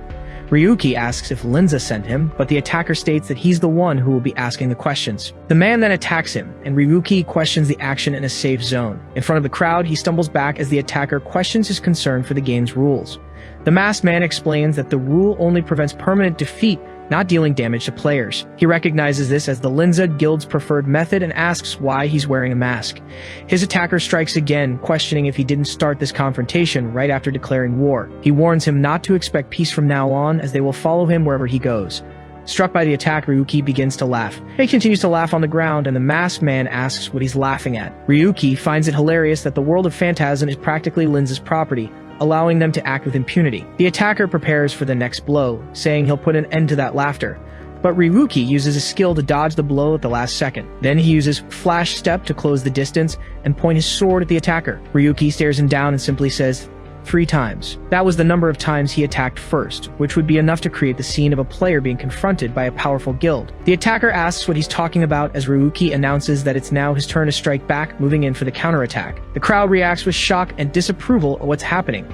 He begs him to wait, but is struck by the blade. Ryuki asks him why he's pretending to be weak, reminding him that he promised to follow him to the end. He asks if he can feel the impact, mentioning that he felt the effects before too, since in the world of Phantasm, defense reduces damage. But Ryuki reveals that his attacks don't follow that system, and the masked man despairs as he realizes he can't log out. Egon confirms that the logout signal has been blocked, explaining that the aggressor will feel the continuous effects of each blow. He says the aggressor should be familiar with the situation, as it's what he and his people have been doing for a long time. Egon approaches his master. Suddenly, several other masked players surround the area. One of them addresses Ryu 7017, gets straight to the point. He demands that Ryuki leave the world of Phantasm, saying it would be ideal if he stopped being a player altogether. Ryuki calls him generous for acting like he's doing him a huge favor, questioning if they weren't the ones who provoked him first. The original attacker remains immobilized on the ground. The newcomer comments that he's being too harsh and that he hadn't heard he was so dangerous, but Ryuki just tells him to back off. He refuses, stating he's more curious about that gun sword, which certainly doesn't exist in the world of Phantasm. The masked man asks how he brought the weapon to this place. Ryuki offers to tell him if he takes off his mask, but the other man knows that's not going to happen. The man says he should have exploited the bug quietly, but instead chose to create unnecessary trouble. He regrets it, but states that Ryuki's escape plan ends here. Then the other masked players charge all at once. Ryuki responds with parries. The blow hits several of the attackers at the same time. The leader appears behind him, saying that he's fast, but he's reached his limit. Ryuki activates his skill and counterattacks the leader. The man blocks the attack, questioning how a player who hasn't even reached the tower is already using that technique. He notes that using such techniques recklessly at this stage consumes a lot of resources. He concludes that Ryuki is just a beginner who got lucky with a bug. The leader advances again, mocking the technique's weakness. But Ryuki defends himself with his gunsword. He blocks the next blow and asks if the attacker thought that was an aura. The blow sends him flying backward. He stands his ground as the man on the floor declares it's impossible. The leader wonders if this could be another skill from a different game's labyrinth and considers waiting for the effect to wear off. Ryuki asks if he hasn't realized the situation yet, warning that the longer it takes, the worse it will get. He then reveals that his skill doesn't consume his resources. He claims he doesn't mind dragging out the fight as it gives him more time to practice. Ryuki explains that so far he's only fought monsters and needs to practice against real people.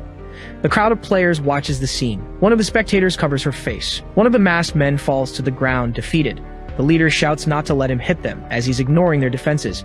He orders all units to prepare for a group attack. Ryuki watches them on the ground and praises their great performance. He recognizes the signature weapon of the dual-wielding swordsman, Cassius. Ryuki asks if it doesn't bother him to ruin his image as a gentlemanly mage, who even has a fan club. Cassius shouts that he'll immobilize him and prepares a skill. Then chains erupt from the ground and bind Ryuki. He orders them to attack from a distance with area of effect strikes, no physical projectiles. Multiple energy attacks are launched in his direction. Cassius explains that they've already analyzed the properties of the parry.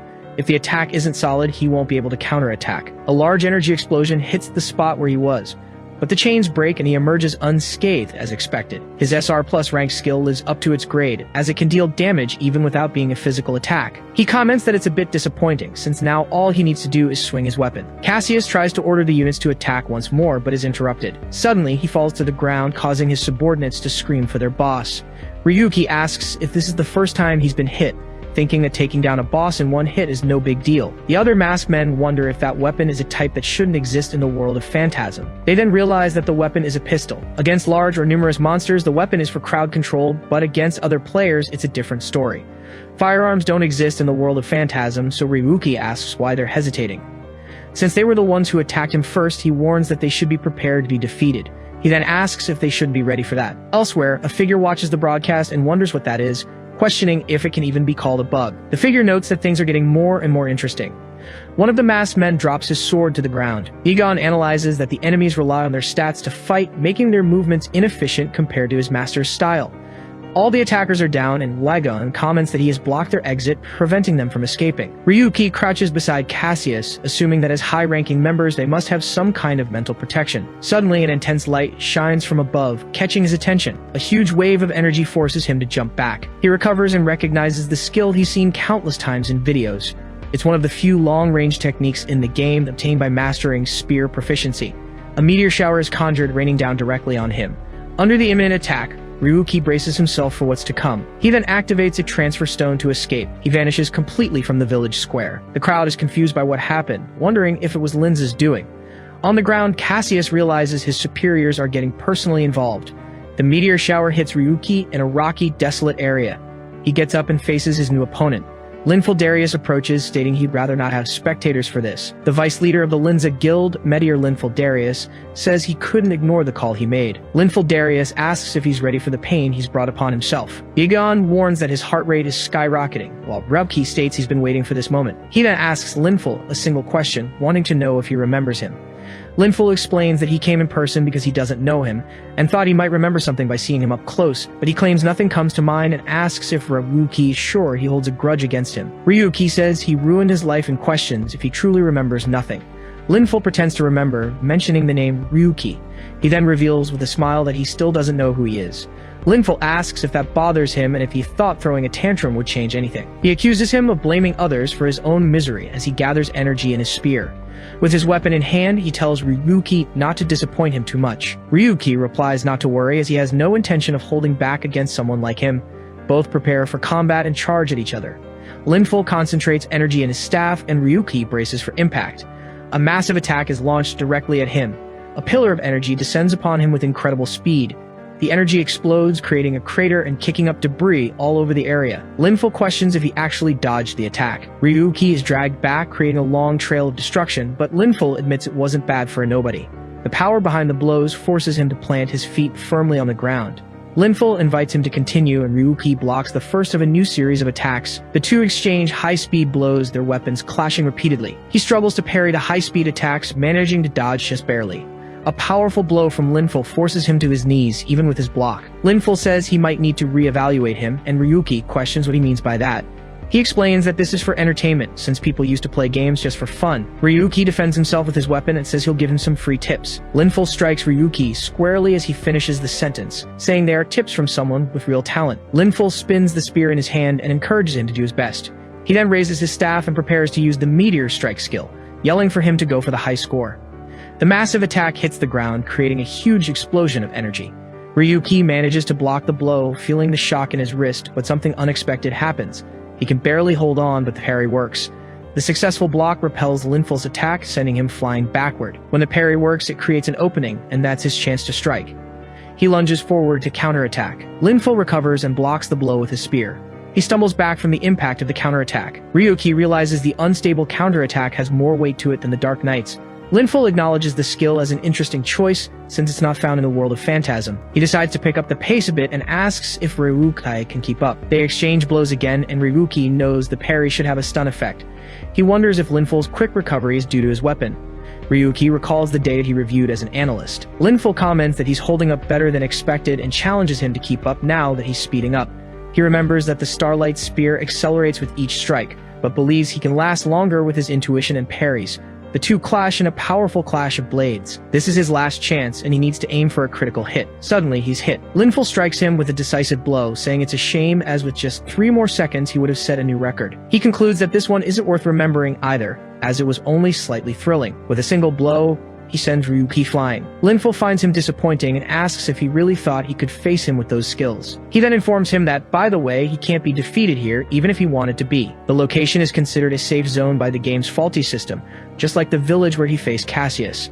Linful approaches, saying that if he doesn't want to suffer anymore, he should start talking, and asks if someone is backing him. But Ryuki tells him to shut up and asks why he doesn't just ask Cynthia, if he's so curious. Linful reacts upon hearing Cynthia's name. He grabs him, demanding to know where that girl is. With a smirk, Ryuki asks if she betrayed him too. Linful demands he stop spouting nonsense and answer, but Ryuki just tells him to be quiet. His intuition has never been stronger as he holds a small item in his hand. While Linful keeps demanding to know where she is, Ryuki activates a small flash bomb. An intense flash of light forces Linful to shield his eyes. He recovers and questions if he really thinks he can defeat him with a device like that. Ryuki calls him ridiculous for thinking he'd be manipulated, asking why he'd need help to finish someone like him. Linful then accepts his choice not to talk and warns him not to regret it. With his hand on his weapon, Ryuki states that from now on he will never forget him. He gets ready, saying that he's now coming at him with 50% of his power. Ryuki announces he'll now face him using only 50% of his power. Egon calls him master, questioning the decision. He asks if Ryuki really thinks he has the luxury of showing off like that. Egon advises him not to have any regrets, but Ryuki just asks what regret even is. Then Ryuki declares he has already discarded such useless emotions. Calling him an arrogant fool, Linful advances to attack. He reads the attacks with his intuition, buying time with parries. He then uses a quick step to close the distance, but Linful counters with a kick that connects. Ryuki is thrown back, realizing his opponent switched to a kick in a split second.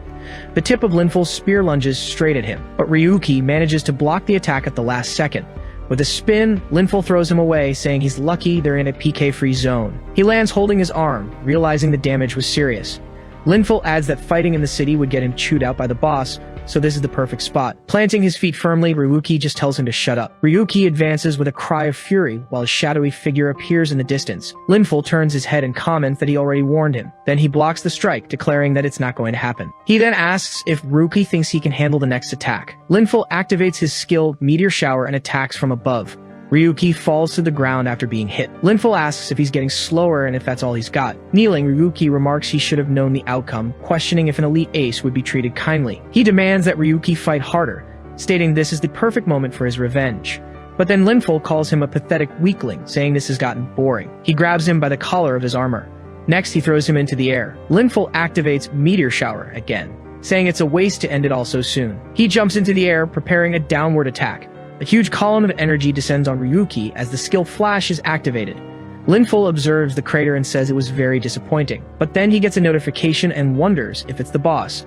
The message from Gabriel Darius orders him to stop the fight and return immediately. Linful laments that he's going to get chewed out again. From the middle of the dust, Ryuki yells for him to wait. Linful turns, shocked his attack didn't pierce the armor. He claims the impact alone should have defeated him. While Ryuki leans on his sword to get up, he concludes that this could not be overcome with willpower alone. Egon explains that the sensitivity control adjusts sensory perception, but at the minimum level of 50%, his movements also become slower. The robotic unit asks if he enjoys feeling the pain from the hits, but Ryuki says he had no other choice to stand a chance. He then declares that he just needs to keep fighting back. Linful says he must have used some kind of glitch, but Ryuki just asks if he's afraid of Gabriel Darius. The question leaves him speechless. With a hand over the impact point, Ryuki asks if he hit a nerve. He then stands, stating it's obvious this was a solo act. Ryuki says that by now Gabriel is probably furious as he reads a rusty dagger. Linful smiles and says he pulled it off, admitting that even though he was desperate, he got what he wanted. A dagger hits Linful's neck. Ryuki asks if he's already complaining over a single hit, saying Linful underestimated him.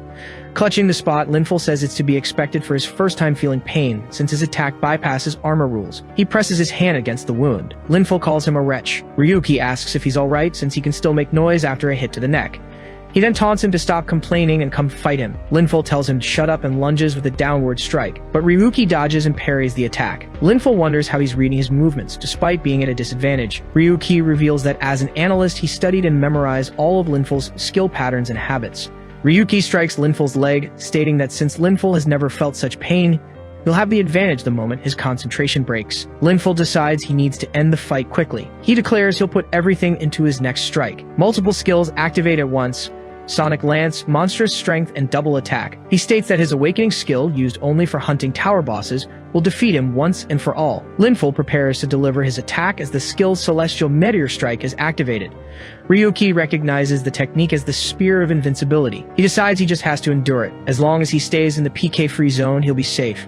His opponent rushes toward him. Linful questions how he intends to dodge at that slow pace, but Ryuki appears by his side. He uses a wooden dummy and a rusty gear, leaving his opponent confused. Ryuki decides that if he can't avoid the attack, he will minimize the damage and knockback in any way he can. Then he summons a series of random items, and Linful wonders if he really thinks he can block the attack with that junk. With a cry of fury, Linful delivers the final blow.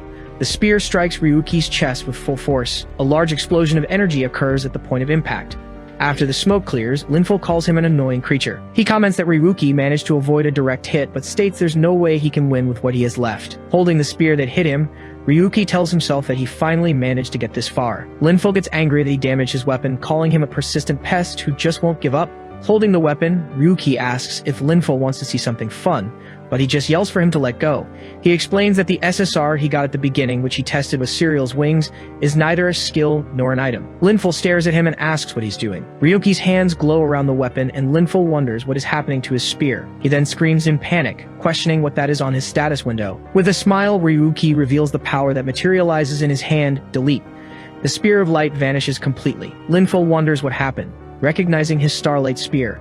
He then notices the unique item has disappeared from his inventory and wonders how that's possible. Linful concludes his opponent must be using some kind of trick or illusion technique. A shot hits him. As he backs away, he hears Ryuki say he was aiming for the center, praising his instant reaction. Linful touches the spot where he was hit and demands to know what he did to his weapon. Ryuki explains that the weapon is gone as he deleted its data. He reveals this is the delete power of the Egon system. Linful pulls himself together, saying he'll defeat him anyway. He then declares that a single weapon is more than enough to finish him. Ryuki challenges him to try and starts running away. Linful gives chase, yelling that he won't let him escape. He notices something, wondering what's going on. An explosion goes off, caused by a trap on the ground. Linful is nearly hit by the blast, questioning what that was. Then, a shot hits him dead on. He leans on his weapon to keep from falling, as Ryuki advises him to stay put. Ryuki then reveals that he's set up a bunch of traps all around them. Linful dismisses the warning as foolish and steps on one of the traps. With a smile, Ryuki asks if they really thought he didn't know this place. Linful just glares at him furiously. Ryuki explains that he knew every move he would make, having planned everything since he made his declaration. He knew this was a place where the Linza Guild plays dirty and figured he'd be lured here. That's why he planted a few surprises here in advance. He thanks Linful for falling into his trap and promises to stay until the end to return the favor. Linful just grits his teeth at the taunt. Then he yells that it's all nonsense and charges forward to attack. Another trap explodes right in his path. Amidst the dust, he complains that his opponent dodges everything and that the smoke is clouding his vision. Shouting for his opponent to go down, Linful leaps and attacks the figure on the ground. He realizes something as he strikes the target. His attack actually hit a decoy. Then a countdown begins. To Linful's surprise, Ryuki grabs his weapon and it begins to shatter. The spear shatters completely, and Ryuki asks if he's starting to feel the effect. Linful questions if the Starlight Spear is really gone as Ryuki's weapon powers up. Then Ryuki fires a powerful attack at Linful. Defeated, Linful falls to the ground, vowing to make him pay one day, and tries to log out. But the logout system fails, leaving him confused about what happened. He screams, questioning why the logout isn't working, and is neutralized by a final blow. Yigon informs him that logout has been disabled, and Ryuki asks if the Great Ace of Linza isn't ashamed of running away. Ryuki confronts him up close and calls him by his full name, Linful Darius. He then asks if Linful remembers an analyst from the Linza Guild named Ryuki. Linful yells back that he'd never remember someone like him. Ryuki asks if he'll still not remember, even after he's no longer a player, leaving Linful speechless. He reminds him that only one account is allowed per person, and if he loses it for any reason, he'll never get another one. Then Ryuki reveals he was wondering if his delete power could also erase account data. He states that from this moment on, Linful will never forget him, while the other begs him to stop. Ryuki begins a countdown at 5, and Linful pleads with him not to do it. The count continues to 4, with Linful desperately screaming for him to stop. At 3, a scene shows Gabriel Darius in his office, gathering information on Rue 7017. On the count of 2, Gabriel advises Linful not to act recklessly, as this time was different. Reaching 1, Linful just tells him to stop talking. The countdown finally hits 0. Linful screams as his body begins to fragment. His body disintegrates completely. Egon states that it's over and congratulates him, but he wonders if it's really finished. He then declares that this was just the beginning. He states this is only the beginning, as there are still many others he needs to pay back. Elsewhere, a mysterious person draws a dagger. As Ryuki mentions the Linza Guild and Gabriel Darius, suddenly something is thrown at high speed towards Ryuki. A dagger nearly hits him. He looks at the weapon, and Wigon warns him to be careful. Ryuki is transported to a different space, and Wigon asks if he's okay, but he senses this isn't a spatial transfer. The mysterious figure appears behind him, saying it's been a while, and calls him by his name. A hooded figure emerges in front of him, and he asks who it is. The person introduces herself as Azia from the GAES Guild, and Ryuki finds it strange since he's never seen her before. She explains that Azia is her real name, but she has used another name in the past. Then the figure starts to remove her hood. She says he'd probably know her better by that other name. Cynthia reveals herself, saying she never thought they'd meet again, and calls him Ryuki. Ryuki stammers her name, surprised by the reunion. A brief memory of Cynthia smiling flashes in his mind, followed by another of her standing next to Linful. He questions if it's really Cynthia standing there. She confirms that Cynthia was an alias and her real name is Azia. Ryuki starts to laugh uncontrollably. He then says he doesn't care what her real name is. Because of her scheme, he was kicked out of the guild, became a nobody, and lost everything. And yet she herself came back, and he can only think of one reason why. He then asks if she came prepared for a confrontation. Cynthia reveals she tried to find out what happened to him and never imagined he'd become a player. She explains that thinking about how to surpass him, Linful, and the others from Linza was what kept her going. And if it weren't for that goal, she would have been defeated exactly as he expected. Cynthia faces him with a serious expression. He demands she explain why she's there, stating he can barely stop himself from taking her down on the spot. Cynthia says 3 years have passed and he's changed a lot, so she gets straight to the point and asks him to forget his revenge against Linza. With a smile, Ryuki asks her to repeat what she just said. She advises him to live quietly, so Linza will stop tracking him, asking him to think of his family, at least for his mother's sake. Then Cynthia mentions she heard that very day that his mother passed away and apologizes for it. Ryuki's expression changes completely. He draws his weapon, confirming she really came to be stopped, and promises he'll grant her wish. Then he lunges forward, shouting that he's going to end this right now. Cynthia remains motionless as he closes in to attack. He strikes with his weapon, but she manages to block the attack. With a lunge, she prepares to grab the dagger. Cynthia moves past him, and he questions her strength and the dagger. She then lunges forward and grabs the dagger. With a quick move, Ryuki manages to strike Cynthia's hand, neutralizing her. Ryuki readies himself and attacks with his weapon from above. He unleashes a wide, horizontal strike against her. He states she didn't even come close and questions if that's all she's got, realizing her feelings ran deep. Cynthia's figure flickers and her body begins to fall apart. Garcia comments that taking down Linful wasn't just luck and says goodbye as her body disintegrates. Ryuki points his weapon, questioning the situation. She says she didn't come for a decisive battle and never thought he would actually defeat Linful. Egon informs its master that the figure isn't real, explaining that a data transmission occurred when he touched the dagger. The AI comments that he's shocked to see the real thing, as this is the appearance of an artificial bug. Ryuki says he doesn't care and that in the end he can't defeat her now. Cynthia then declares that taking down Linza is her job. She asks if he'll be able to handle the situation when Linful returns, and he questions the mention of the name. She states she won't give up on her revenge and doesn't care about the consequences. Cynthia warns him he'll regret it, but Ryuki replies that he'll never see Linful in the game again. He reveals that he completely deleted Linful's account and that, in the end, he was crying and screaming. He tells her to shut up and wait because soon her fate will be the same. Back in the desert, he looks at his own hands and admits she got him. He reflects that the bug completely neutralized him and that he would have been defeated if Azia had wanted to. But the most shocking part was the suspicious dagger, which he should have dodged instead of grabbing. He didn't sense any danger from her and decides he'll need an ally in information. He then turns to Weigon and asks if that thing is ready yet. The AI confirms it's tracking the data and connecting the call, and Ryuki speaks to the mod creator. A teddy bear avatar appears on a screen, completely surprised. He asks if the creator thought he wouldn't notice the hack in his vision through the mod he bought at Shizuki's shop. The bear realizes he was already in his sights and tries to disconnect. Ryuki says it's useless, asking if he didn't see how he stopped Cassius and Linful from logging out. The avatar quickly apologizes, insisting he meant no harm. He then asks if he thought he wouldn't be bothered by being tested and spied on. Ryuki says he knows Shizuki and proposes they meet face to face. He orders him to go to Shizuki's shop the next night at 8, or he'll have all his data tracked and deleted. The avatar agrees to the meeting, but asks to ask just one question. He then asks if the signal lost during the fight against Linful was also Ryuki's doing. Garcia concludes that he needs to capture that guy one way or another, as the bug is dangerous. In response, he asks if he's in any position to ask questions and tells him to show up quietly if he doesn't want to meet the same end as Linful. The scene takes place outside the less than Shizuki greater than curiosity shop.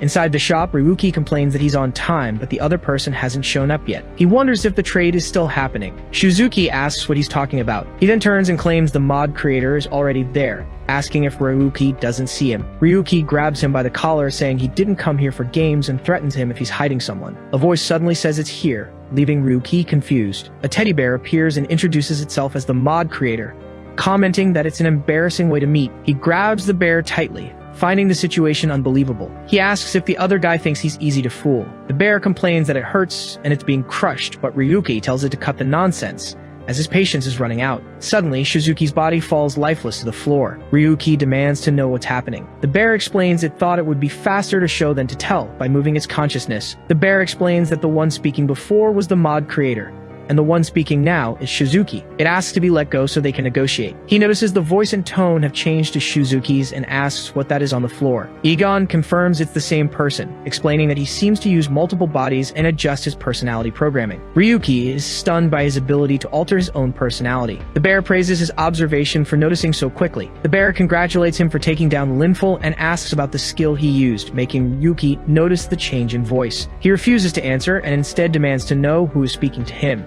The voice says Shizuki will explain, but advises him to be careful with his delete skill. Ryuki replies that it's already too late. Egon then reports that the video editing is finished and the full battle against Linful has been posted. The mod creator is shocked and warns him that the entire Linza guild will now be after him. With a smile, Ryuki says that's exactly what he wants.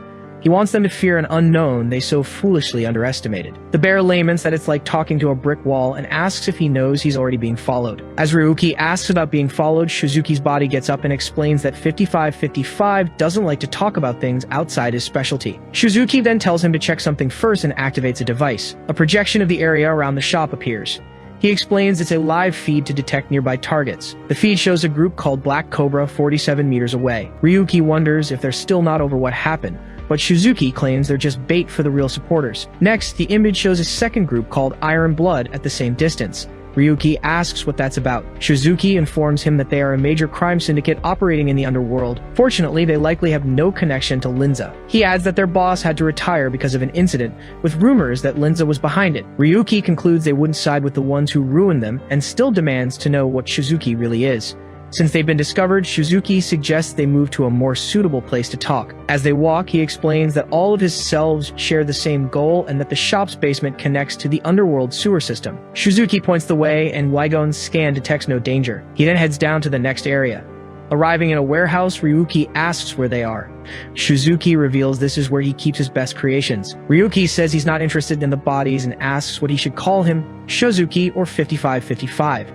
He replies that for now, he is Shizuki, but as a hacker, he is 5555. Before they proceed with the deal, Shizuki offers to explain who he is. Ryuki questions if he doesn't know who he is, asking if tampering with his personality caused some kind of split. He replies it's something like that and asks if Ryuki has ever heard of the 707 explosion incident. He says the incident was known as a plane crash with no survivors, but in reality there was one whose charred figure couldn't be identified. In the lab, the survivor was torn apart until someone turned him into a full-body android. Yegun comments that humans are trash, and Ryuki asks if he was that survivor.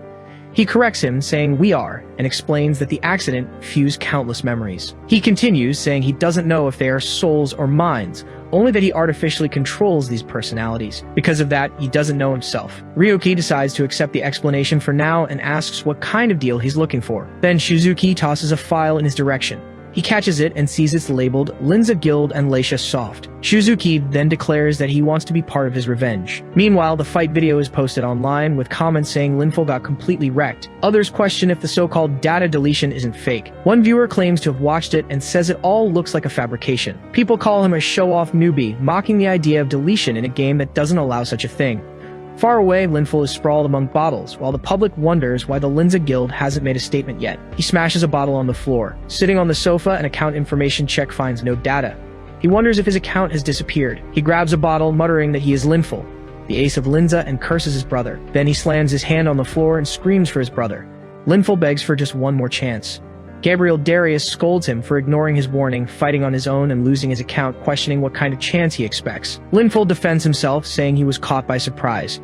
He demands a new account, promising to obey him from now on. He then yells that there must be a way, either by taking another player's account or getting an account creation pass. His brother calls him shockingly ignorant for an active player, saying it's embarrassing they're related. Gabriel reaffirms that the rule is one account per person.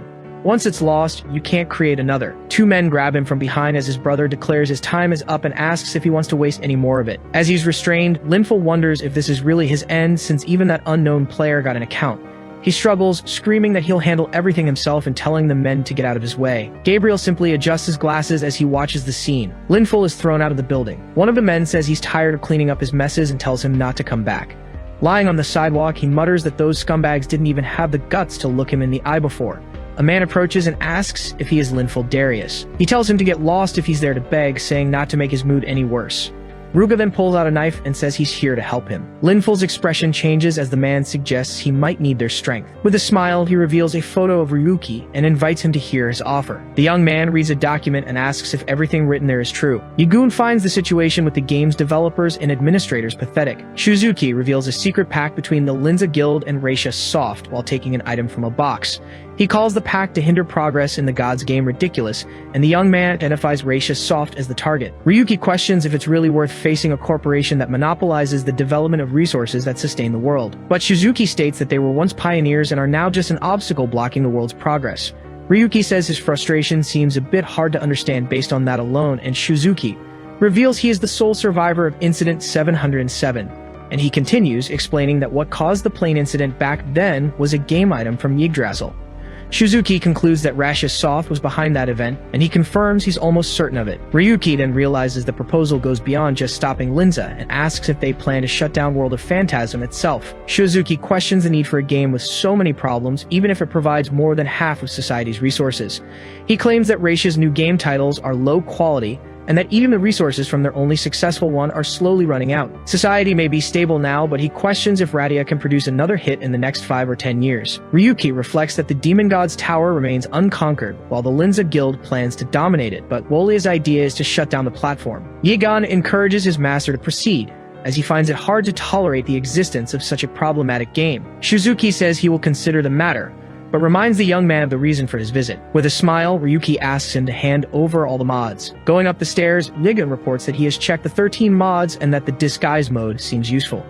He holds a device, considers the exchange interesting, and asks if the device has investigated the incident mentioned by Wolia. Yigan confirms that records of the incident exist, that there was only one survivor, but there is no proof that Wolia is that person. Emerging from a manhole, he agrees that people can't be trusted and asks if the path was through the alleys near the Entertainment District Hotel. He notes the location is far enough from Juchin Square to be safe, but he sees a man sitting on the ground. Approaching the fallen man, he wonders if the person is unwell, but confirms he is at least breathing. Yigan identifies that the man is under the influence of digital stimulants, something the young man has heard of. He guesses their popularity is due to being in the entertainment district and hears someone shout, "Over here." A group of men approaches the fallen man, with one of them complaining that the guy is being too much trouble. Yigan observes that they are wearing the same clothes as the people who were watching near Juchin Square, while the leader complains about being tricked. Hiding, Ryuki wonders if Wolia tricked him about the route being safe. The leader confronts the fallen man, saying it's impressive he ran all the way here after ditching their merchandise.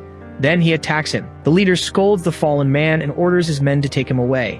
He asks his subordinate if he lost the target. The man apologizes, but the leader reassures him, saying the client only asked for surveillance for now and that Wolia is very cautious. Hiding, the young man overhears the mention of a client and the order to keep watching Juchin Square. The subordinate insists that just watching the building won't help them find them, but his superior tells him to just obey for now. The leader then asks if he understands what it means to put in effort, and the man immediately agrees. Yigan comments that Wolia didn't set a trap, but the young man tells him to be quiet, as he doesn't want to cause unnecessary trouble. He asks the device to guide him through the least crowded route possible. The young man walks towards a door. He opens the door. He looks inside the motel room. Upon entering the room, he wonders if it's just his imagination. He throws himself on the bed, saying he's exhausted. Lying down, he comments that after weeks in the God's game, he couldn't even remember the last time he lay down in the real world. He remains lying on the bed with his arms outstretched. Suddenly, a sword tries to strike Ryuki. The bed is sliced in half. Ryuki lunges forward and attacks the mysterious man with a blade at the same instant, but the intruder's body vanishes. He looks back with a smile and questions if the attacker used an Yggdrasil item. The intruder jumps out the window, but the young man shouts that he won't let him escape. He sees the enemy didn't get far and that he just needs to follow the trail he left to catch him. The device detects invisibility and the young man runs, stating that without his intuition, he wouldn't have even noticed. He sees no traps and notices the trail leads around the corner to the right. With a smile, he confirms the target is nearby.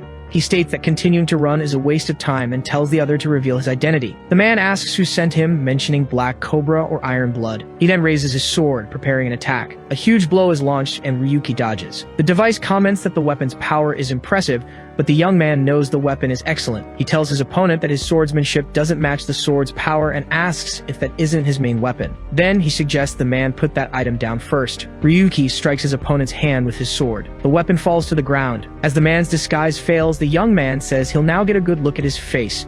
He recognizes the man and calls him the so-called former guild ace, trying to act like an adversary. Then he asks if it isn't pathetic, calling him by his name, Linful Darius. Linful clutches his wounded hand, calling Ryuki an insolent stranger. He lunges for his sword on the ground, yelling that he'll defeat him.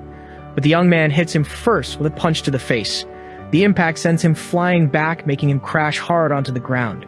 Ryuki then picks up the sword and asks where he got such a terrible Yggdrasil item. He says that while he can't use its skills like the owner, a piece of junk like this is more than enough for someone like his opponent. Linful calls him a bastard again. Then he turns and starts running, and Ryuki questions his escape in this situation. He prepares to advance, stating that it wasn't a wise choice. Linful runs, calling him a crazy monster, but tells himself there's still a way out. Ryuki watches him intently. He runs into a crowded street, thinking that his opponent is still an unknown after all. In the crowd, a woman recognizes Linful, and a man points to the marks from the fight on his hands, asking who his adversary is. Ryuki appears on the street with the sword, and people identify him as Ryu 7017, the unknown who clears the deep sea escape. Someone comments that he recently defeated Linful in World of Phantasm, and wonders if he's fighting in real life too. Linful claims that an unknown trying to attack a gold is a crime beyond the worst of crimes.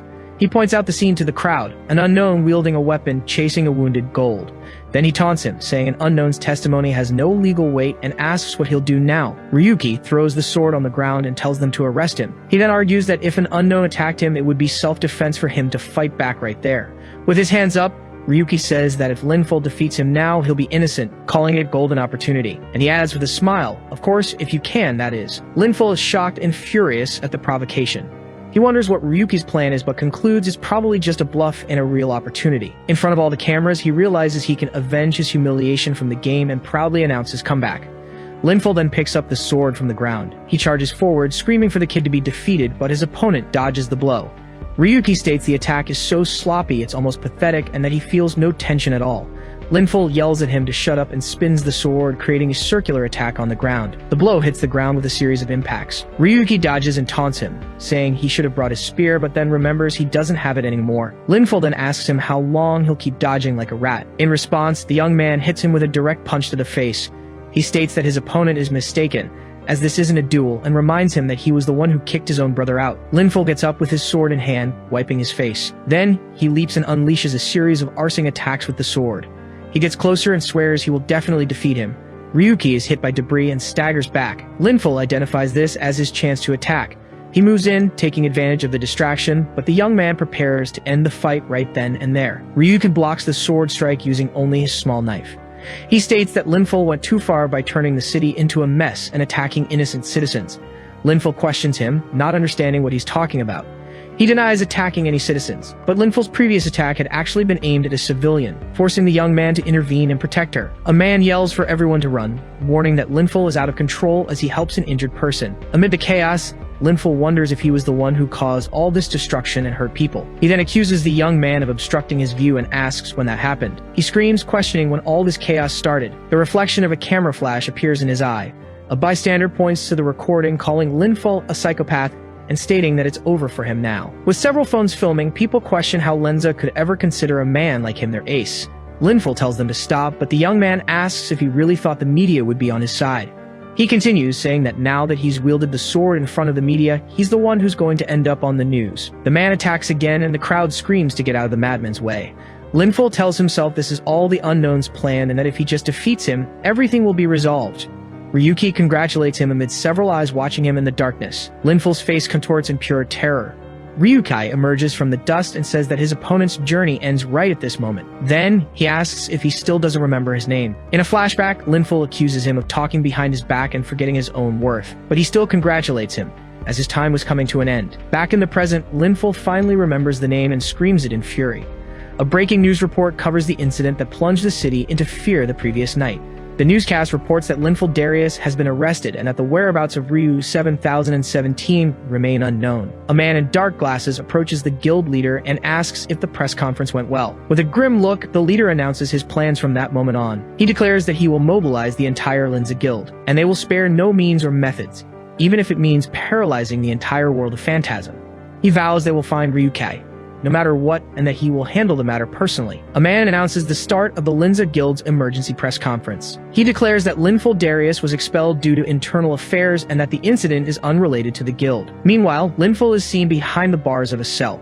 Reporters question him about Linful's account being deleted and the reason for the attack on Ryu 7017.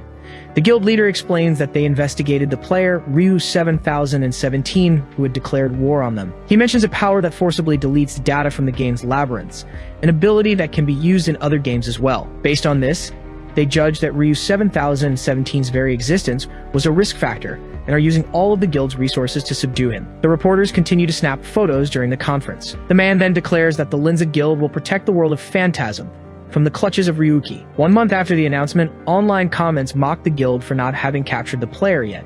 Someone types on a keyboard while reading comments that Ryu 7017 is in hiding and that there are no new videos. The person slams their fist on the table, frustrated by comments accusing them of being a Linza member.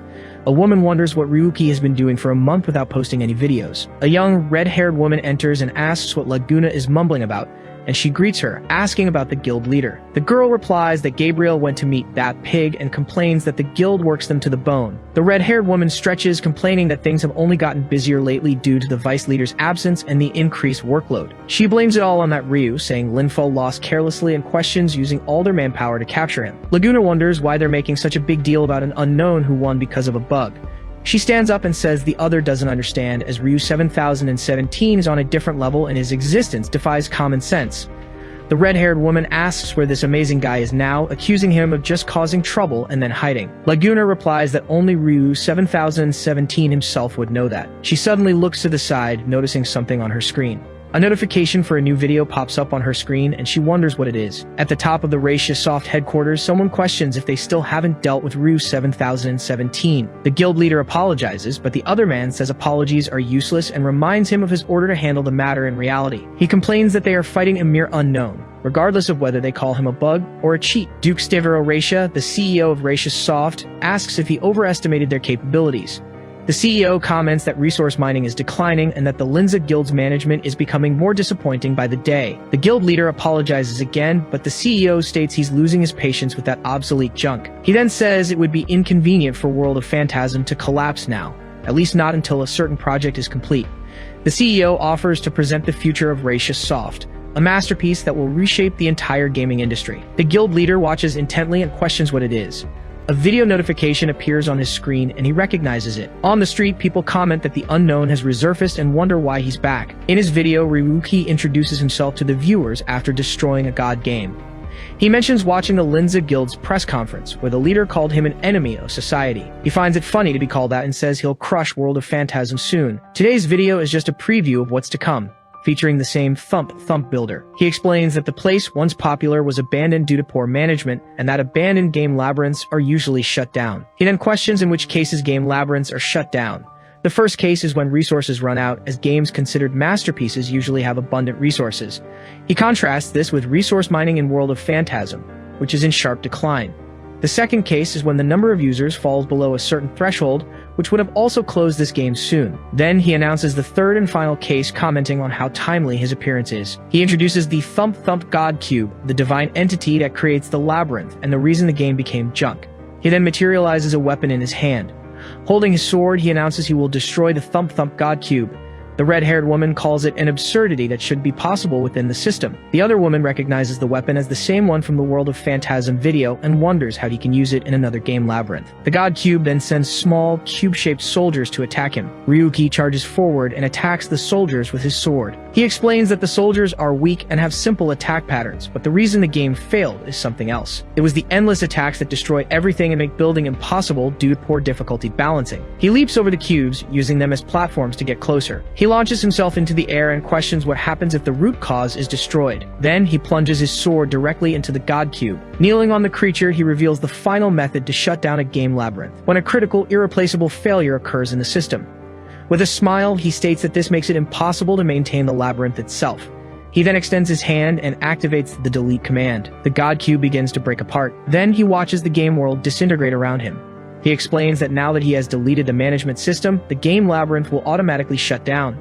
The remaining cube soldiers start to vanish into thin air. The red-haired woman questions if he really destroyed the game labyrinth. Her colleague wonders if the same ability that deleted Linful's avatar can affect the labyrinth itself. He thanks everyone who watched and promises they'll see the same scene in World of Phantasm soon. Then he says he'd like to correct the nonsense spoken by a high-ranking person about the world's collapse.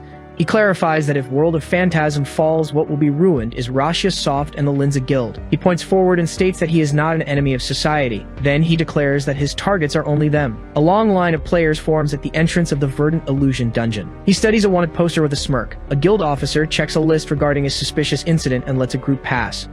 Two players in line complain about being watched for a month just because Ryuki went into hiding. Another player wearing a helmet tells them to be quiet. The officer calls the next person in line and orders him to remove his gear for an identity check. Then the helmed man materializes a gunblade and asks if this is what he's talking about. The guards recognize him as Ryu 7017 and order headquarters to be contacted immediately. He scoffs at them, saying it must be hard looking for a single unknown person in broad daylight with such an obvious disguise. He claims he's just testing new skills and warming up a bit before entering the dungeon. With a swift sword draw, he strikes one of the guards. He then considers switching weapons and materializes a new sword. He wields the Soul Slicer blade, a weapon that always lands critical hits against spirit-type enemies. The remaining guard calls him an arrogant man and charges with his axe.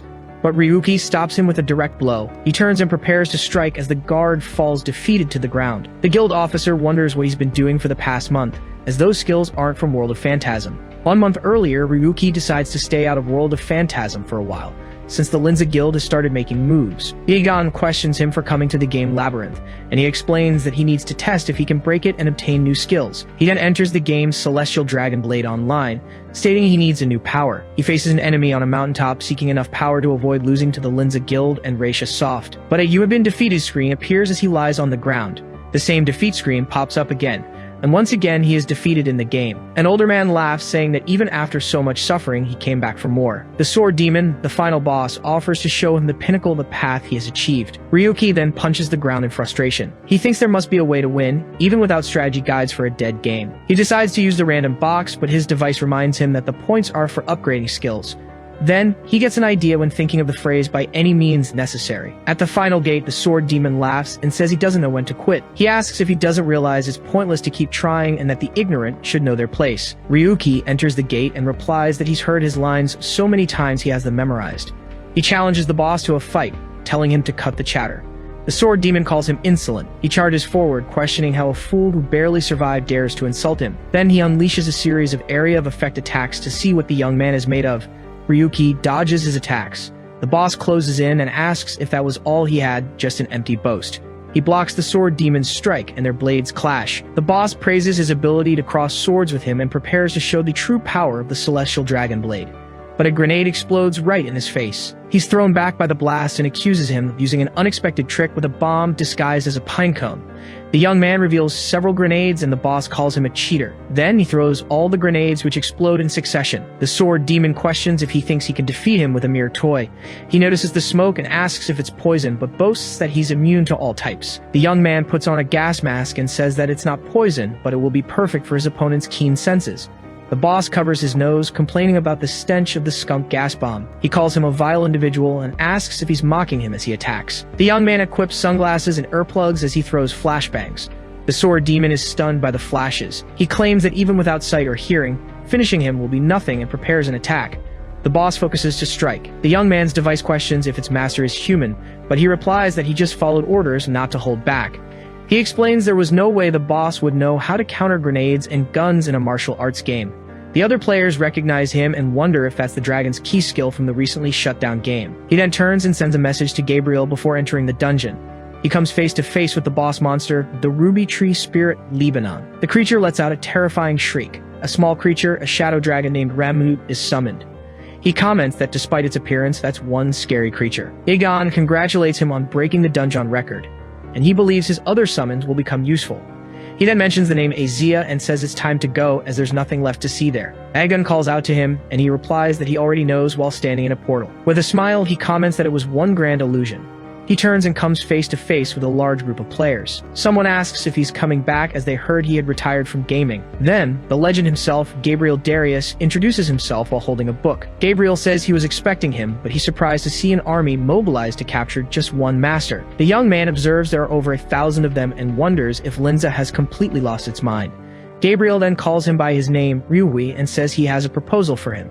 He questions if threat would be a more fitting word with all these men around and tells Gabriel to get straight to the point. So Gabriel invites him to return to the Linza Guild, promising to revoke his unknown status and guarantee him a gold position. Ryuki asks if the position of the guild's heir even makes sense for him. He grips his weapon and remarks that they're really trying hard to recruit him, even when his goal is their destruction. He points his weapon forward and shouts his answer, rejecting the offer. Gabriel then charges forward, and Ryuki and Gabriel's swords clash. To celebrate the decision, Gabriel reveals he knows about the hospital where his mother was admitted. He then reveals that the cause of his mother's passing wasn't natural, leaving the young man shocked. The young man shoves him back, questioning if he really expects him to believe that. Gabriel states that it's something he can verify himself and that he has fulfilled his purpose there, which was to suggest and confirm. He comments that the skills and items that didn't exist in the original game system are quite intriguing. Gabriel announces they will leave for today and that he'll be waiting at the top of the tower, but the young man questions who gave him the right to decide that. He then uses his skill to fly and says he'll wait for him, if he can get past all those players. He flies away and declares to all the Linza Guild members that whoever defeats Ryu 7017 will receive the same offer he just made. Gabriel believes it's impossible for one person to face 1,000 opponents, no matter how extraordinary their powers are. He plans to uncover the secret of the young man's power as soon as he's subdued, but a huge explosion from below sends several players flying. An enormous beam of energy shoots up towards Gabriel. Ryuki calls out to Gabriel as his new weapon emits smoke.